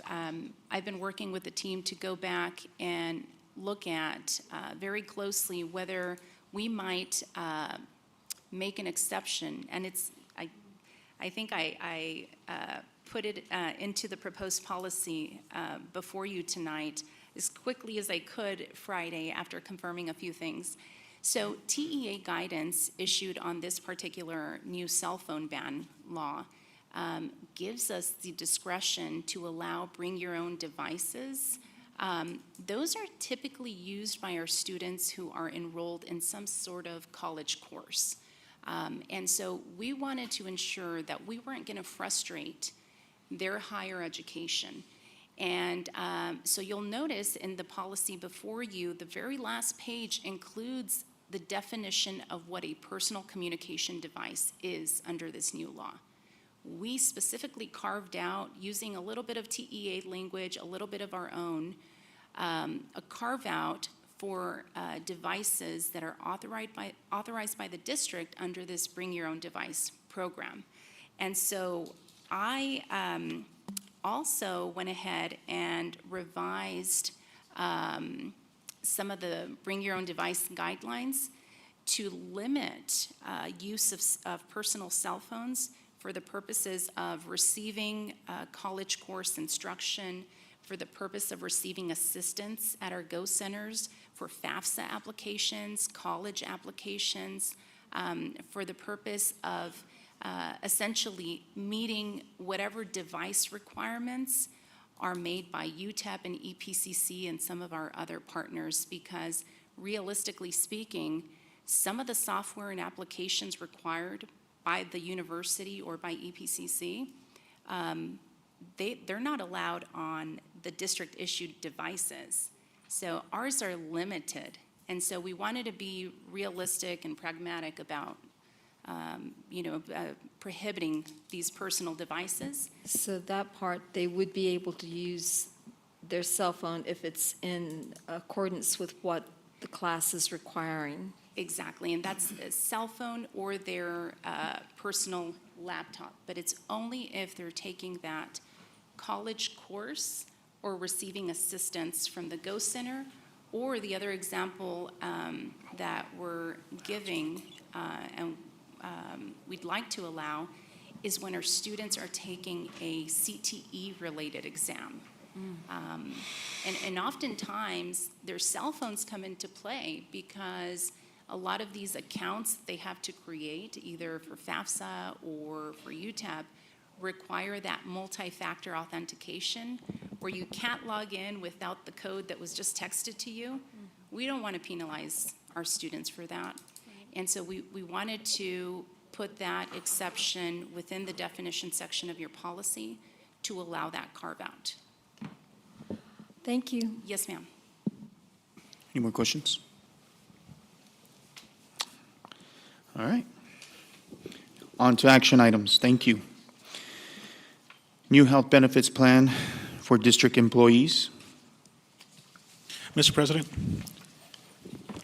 Yes, Mr. Hernandez. I was told that we would not be voting on approving new health benefits today, that we would only see a workshop. And now I see it on today's agenda for approval. I don't know if anybody wants to answer why we're rushing this, because I think it'd be more appropriate to wait until the next meeting so that interested parties have the opportunity to give their feedback. We just heard a presentation, and I think it'd be more appropriate to have more time. I don't know if anybody wants to speak to why we're being asked to approve this today. Sure. You mentioned that you were hoping that this would happen in September. That's what I was told. That's what you expressed as an interest. No, that's what I was told that would happen. Okay. Other board members have met with me and with staff who felt comfortable having it on this evening. That's just the easy answer. I had a similar question regarding the changes I was requesting tonight, that the consultant said, well, we'll look at those. But if we're voting on it tonight, when are they going to look at it? Because we'd be voting in what's written on this piece of paper, correct? Not the reduced copays for telemedicine, if that was actually a truthful statement when they said they would look at it and see if they can't get that reduced. Okay. Yeah, and I want to be very clear. I did not ask to wait until September. I was told. I believe I said we have the option of doing it tonight or September 10th. And you said, I believe we need to do it September 10th because that's rushing it, and people need time to review it. I'm very confident of the way the conversation went down. I was told we will not be voting on it. I didn't even ask. I was told we will not be voting on it in the August meeting. That vote will happen in the September meeting. In the August meeting, we will only have a workshop. And I never inquired or made any suggestions, for the record. Would you like to move to have it pulled from the agenda? Yeah, we're still in workshop though, right? So at the appropriate time, I will be making that motion. How will that affect us going on the full court press with the rest of the district going forward, giving them the outcome that you and Mr. Valquera, how will that affect us? My understanding, and I could be wrong, and Gallagher's still with us, when they were suggesting that they're open to looking at the possibility of making those adjustments, would only require that they come back and I come back with the adjustment. The challenge we have, of course, is that the open enrollment starts on October 13th. Mr. Valtierra and I, starting Tuesday of next week, are going to go out and present the elements of this plan, the elements of this recommendation. The administration's not going to deviate or retreat from this recommendation that you have in front of you.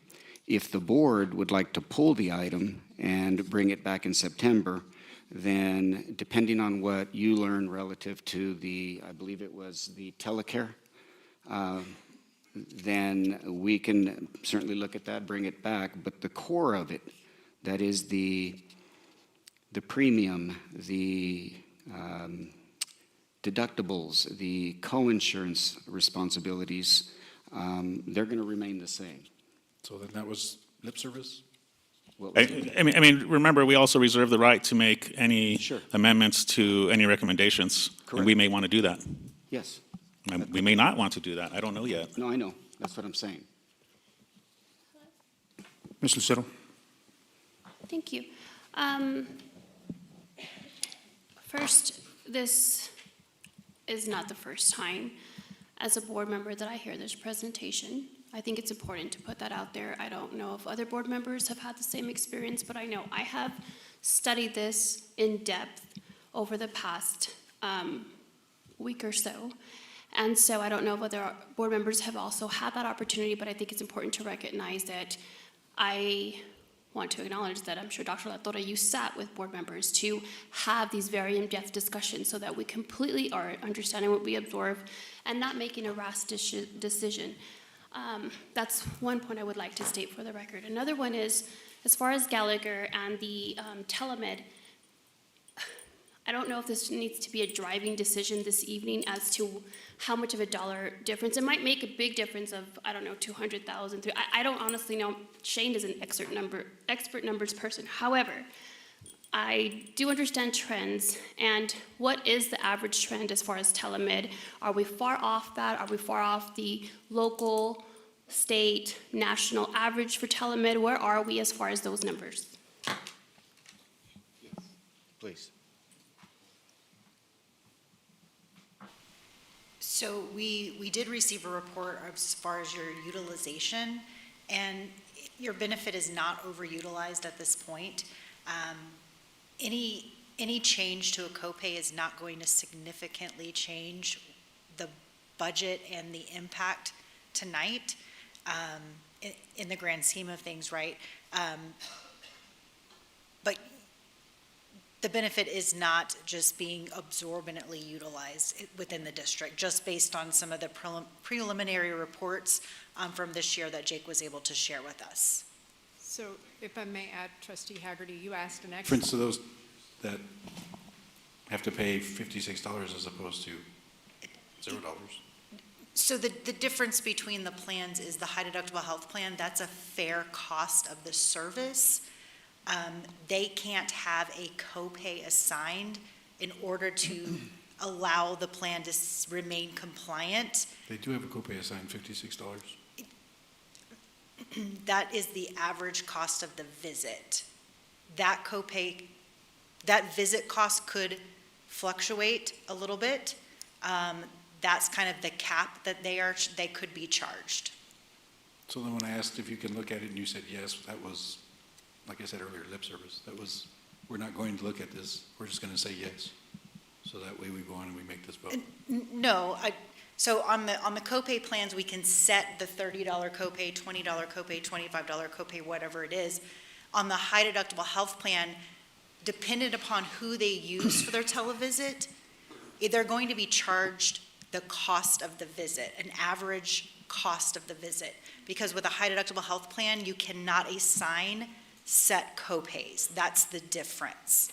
So you have to put a median, if you want to call it a copay, it's a median charge that they would have. So then why was the answer different when I asked, is this something that can be reduced? You can make a determination to reduce the copay on the copay plans. So that might have been my misunderstanding. There isn't anything you can do on the high deductible health plan because it has to be the average cost of the visit.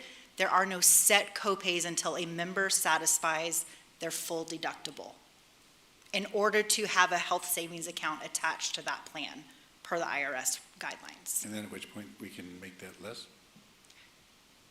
You can make, The on the high telemedicine deductible, visit, once they reach their deductible, no, once they meet their deductible, it would be free. that's not what it says. That is how the plan actually works, though. It says $56 and that's it. It doesn't say, once you meet your So- deductible, it's 0%. Sure, I understand that, I agree with you, that's the way it appears on the paper. Absolutely agree with you, sorry for that confusion, but with that plan model, after a member meets their deductible, everything pays at 100% from the plan design perspective. As you mentioned earlier, they're still paying their premiums, but as far as their claims, once they meet their deductible, their charges stop. So that $56 would go away, or the average cost of that visit would go away Gotcha. on that plan. But then we can still do it with, it would be even easier then to do it with the other plans, proposed plans, because the amounts are even less. Maybe it's a typo on this paper, what Trustee Haggerty is No, saying. it's not a typo. For the $56 for telemed on the HDHP? No, it is not a typo. It's not a typo, okay. I was trying to clarify that. So Natalie, for clarification, is it a copay under the proposed platinum, or is it the cost of the visit? No, because those are less, those are $30. Yep, so Right. on the the first two two plan PPO options, they are actually copays. Okay. Yes. But on the third plan, under the consumer-driven or the high deductible health plan, that is the actual Average cost of cost. the average visit. Correct, yes, correct. But once the deductible is met, all are covered. Correct, you are correct. And Trustee Haggerty, you had asked that great question, and we did task them with it, but it does take some time. So the initial information that came back is that only 15.2% of our entire population uses telemedicine at all, which is why we believe the overall impact to any changes we would make would be so nominal not to really impact the structure. But she's being fair. We still will look at these copay pieces because we can, and then the average visit, again, it's a zero once they meet deductible. But I think also in all fairness, you'll see a rise in telemedicine usage because as it sits right now, I'm on plan 2. And my copay to go see my primary care doctor is $5. I'm not going to go pay $25 to see an online doctor when I just go pay $5 to see the guy that knows me by name. So I think there will be a savings. Understood, so it's not off the table. We can still look and we can still adjust copays. Can't adjust necessarily what's on the high deductible because that's the median cost of the average visit. But Unless on we the vote this copay in piece, tonight and then this is what we said it's going to be. I understand, but as we've mentioned, it can be amended if it's. Could we write that accepted as presented with the edit of telemedicine copay for the 2 PPOs at 0 rather than what's stated there? That was my question, and yes, I would appreciate that. entirely up to you guys. If we amend this, will it have a huge impact on? I don't believe it will, but I would recommend rather than zero copay for the telehealth, that you would leave it at the current telemedicine copays of 25 or 20. That's still the same price as, The new price is 30 for each. right, but The my current on 1 and 2 is 20. my primary care is 20 and 25, so I'm Right. still just gonna go see my primary care. I'm not gonna use telehealth. So if we're trying to get more people to use telehealth because it costs the district less money, make it attractive enough to go use. And at $20 and $25, I'm not gonna go use it. I'm gonna go see the guy that knows me by name, I who understand. knows the medicines I take, who knows. And I would rather see the entire plan structure approved with that caveat that Dr. De La Torre just suggested. Then do it as a zero copay for telehealth and amend it in that way. And they're not giving me the look of death like, oh my gosh, you just killed the plan. I'm getting it, I think it will be okay. And maybe Mr. Safi or Priscilla can write what the motion would look like. Yeah, what the motion would like with the amendment. Oh, maybe they could help by writing the amendment into it. The plan is presented, however, cost of telemedicine amended from $30. I can do that without. Huh? I think I could do that without help. Okay. But thank you. For the item. You still have to go. Okay. Trustee Hernandez.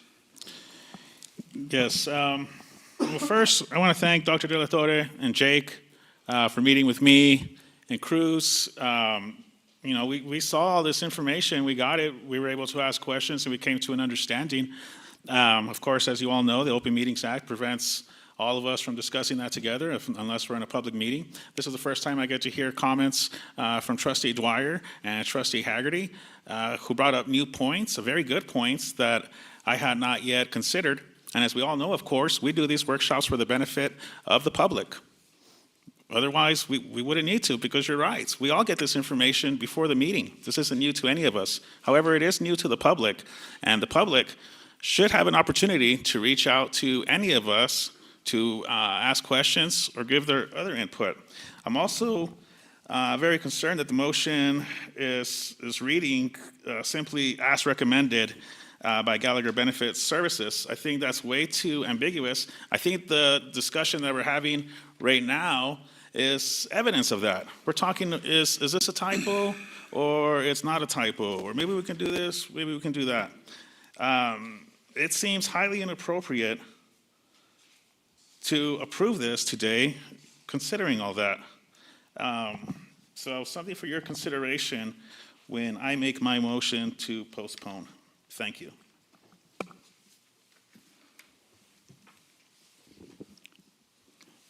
Thank you, Trustee Hernandez.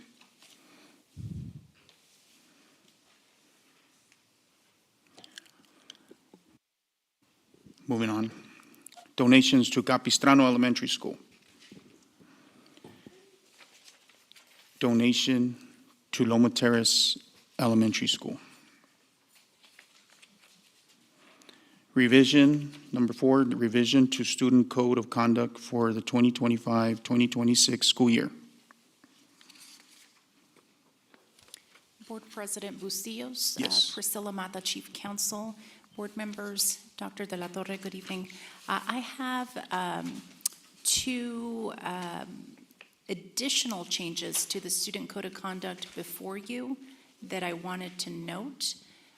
When you come to the action portion of tonight's board meeting, I will recommend a motion that would include those two additional changes.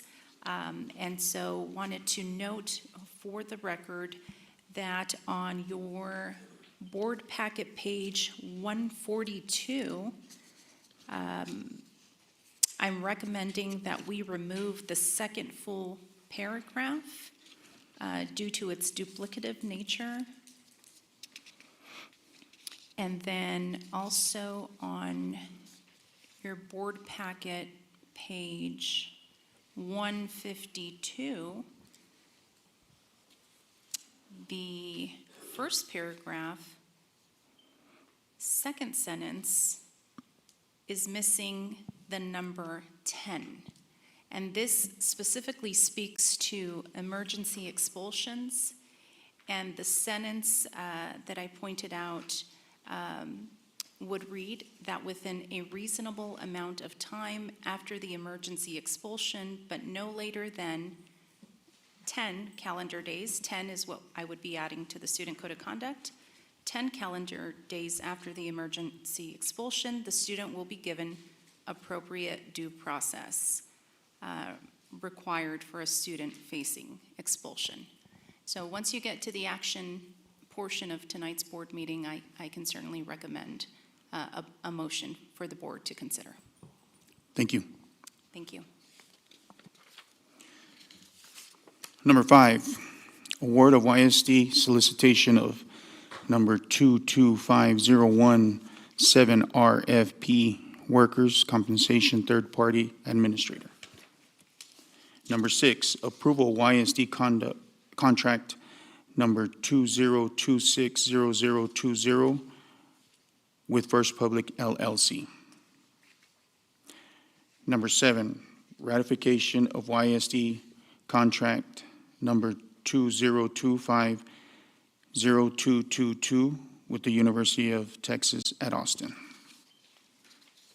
And number 8, approval YSD contract 20260002 interlock agreement with the El Paso County Juvenile Board for continued operation of the JJAEP at Cesar Chavez Academy.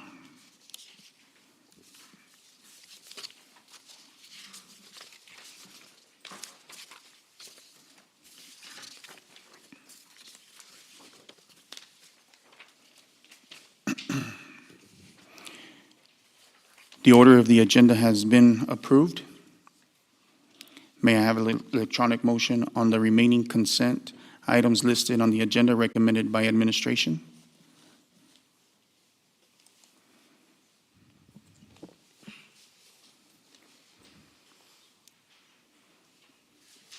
Mr. President, I move that we approve the consent agenda items listed on this agenda as recommended by administration. I have a second by Mr. Dwyer. It was Chris Hernandez. Oh, I'm sorry. Second by Mr. Hernandez. Apologize. I'm waiting for.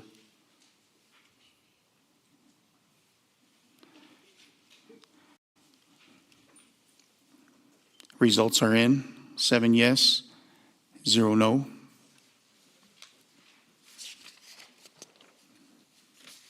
On to our policy items.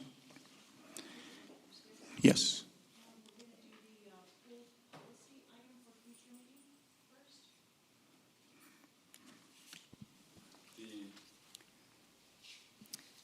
So good evening, Board President Bustillos and board members.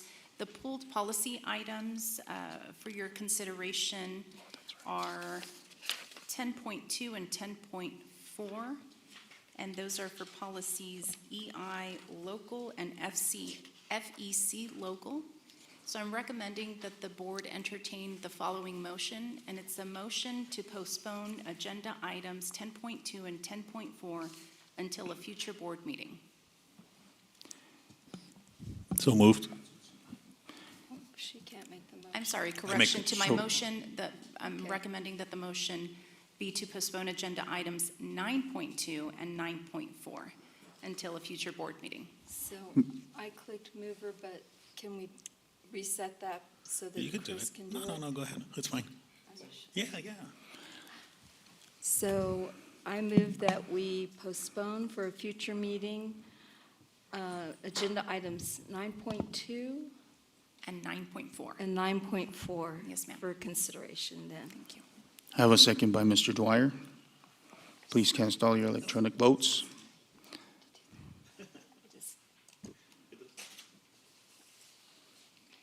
Mr. Haggerty.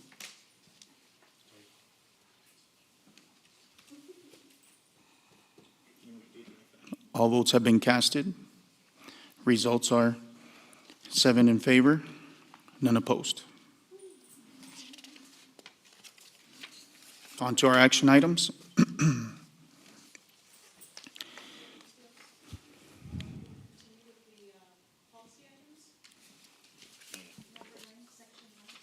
got to approve the ones that Oh, weren't. that one.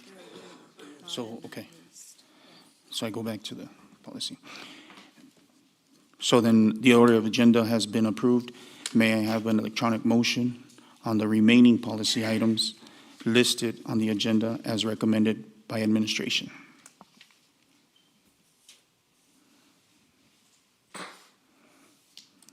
Yes, Mr. President, I move to approve the remaining policy agenda items on this agenda recommended by TASB and administration. Have a second by Ms. Woodruff. All votes have been casted. Results are in. 7 yes, 7 in favor, and 0 opposed.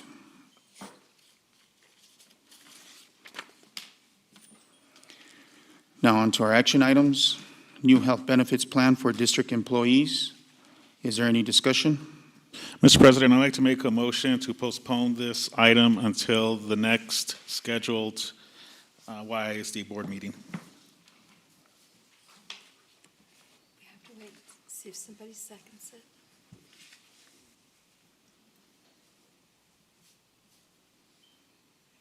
So nobody's seconded it. Nobody so it seconded. failed. So moving on to the action item number 1 again.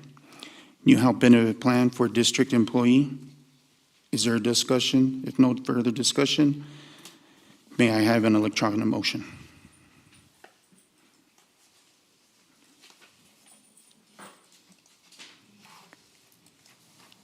Mr. Haggerty?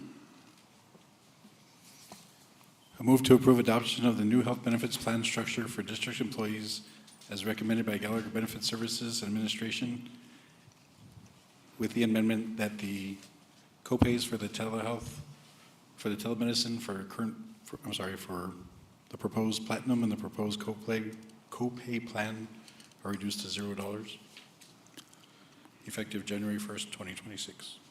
We have a second by Mr. Dwyer. Results are in. We have 6 in favor and 1 opposed. Action item number 2, donation to Capistrano Elementary. Is there any discussion? Yes, Mr. President. I would like to thank Marathon Petroleum for this very generous donation. This will benefit our students' experience greatly, and I just want to thank them for their help to our learning community, particularly Capistrano Elementary School. And with that, if I may make the motion to approve. I think Mr. Haggerty has something to say. I'll second it, but I did have a question. How many students are at Capistrano? I don't have the exact number at the top of my head, but very 400 and something, 420-ish. So then I would like to point out that Marathon Petroleum paid for the entire school to go to this field trip. Oh, right. Awesome. They do. They're a great partner, Ned. Really cool. Thank you. Second by Mr. Haggerty. All votes have been casted with 7 in favor and none opposed. Action item number 3, donation of Loma Terrace Elementary School. Is there any discussion? Yes, Mr. Bustillos, I just want to say thank you to Dentistry for Kids for donating this money to the school. I believe it's going to help in so many different ways and be used to really do some good things for the kids at Loma Terrace Elementary School. And we just appreciate all of our partners who think about our students and donate money to help with their education. Thank you, Ms. Woodruff. And I would like to make the motion on this one.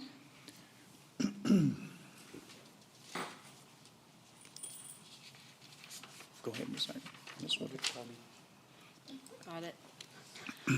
I move to accept a donation valued at $5,000 to Loma Terrace Elementary School from El Paso Dentistry for Kids. We have a second by Trustee Hernandez. Mr. Haggerty. All votes have been cast.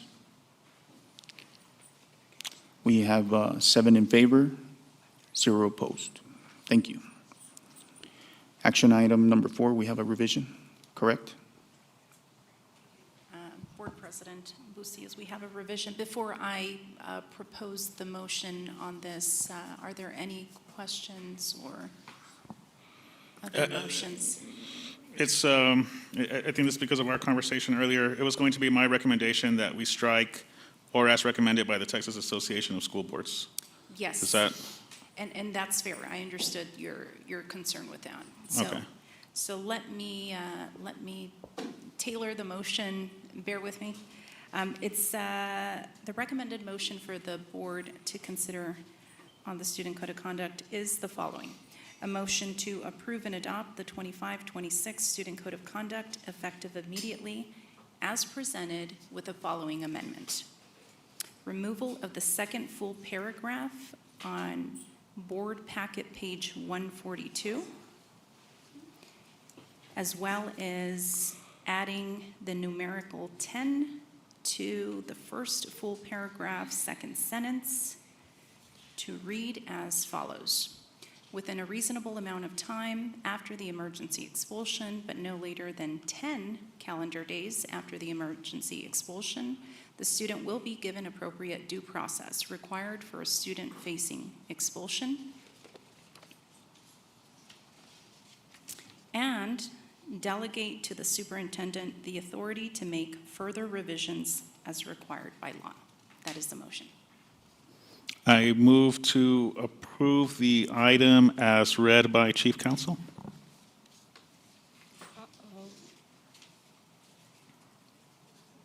Go ahead, Chris. Can I get a second? Yeah, there you go. Had a second by Mr. Haggerty. All votes have been cast with 7 in favor, 0 opposed.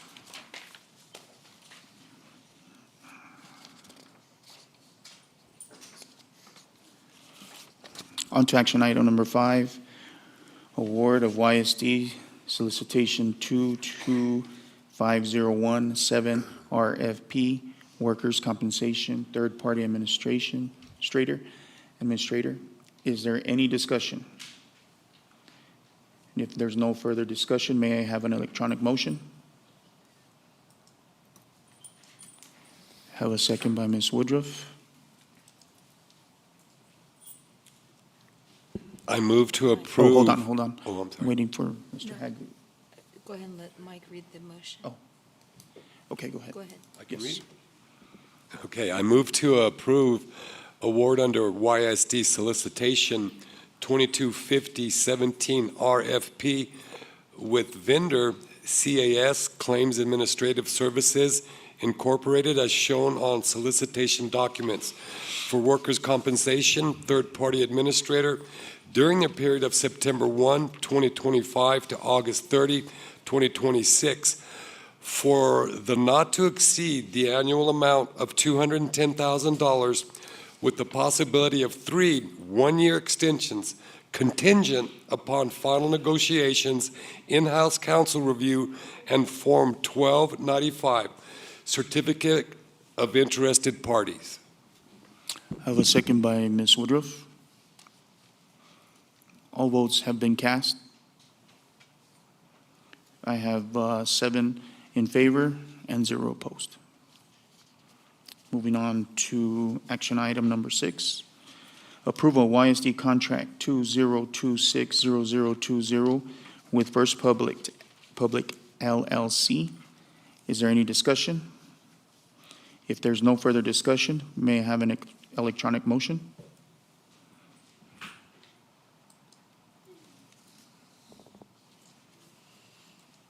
Mr. President, I move to approve YISD contract number 260020, Board Resolution, interlocal agreement with First Public LLC, a subsidiary of the Texas Association of School Boards, Inc., for participation in the TASB Benefits Cooperative and contingent upon final negotiations and in-house council review. All votes have been cast. First of all, I had a second. Who was the second on? I didn't see it. I didn't either. It was me. Oh, Mr. They moved it before I read That's it. The second was by Trustee Hernandez.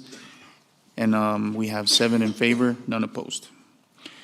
On to action item number 7, ratification of YISD contract 20250222 with the University of Texas at Austin.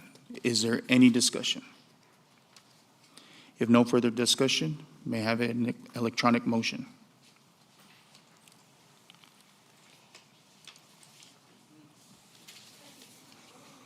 I have a second by Mr. Mike Dwyer. Mr. Hagerty? Mr. President, I move to ratify YISD contract 2025-0222, interlocal agreement with the University of Texas at Austin for the continuation of the on-ramps dual enrollment program. All votes have been cast.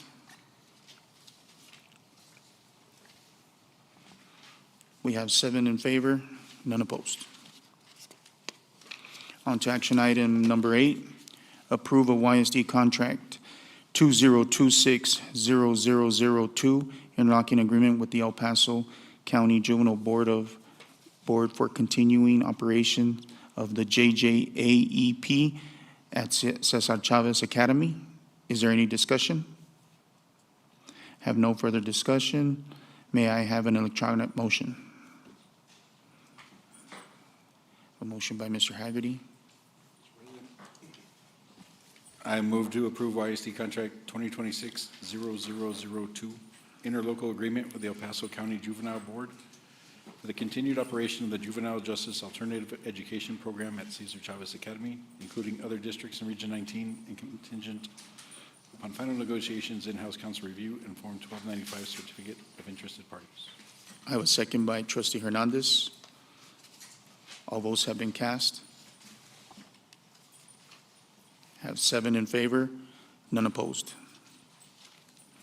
And last, may I have a motion to adjourn? At 8:18? So moved.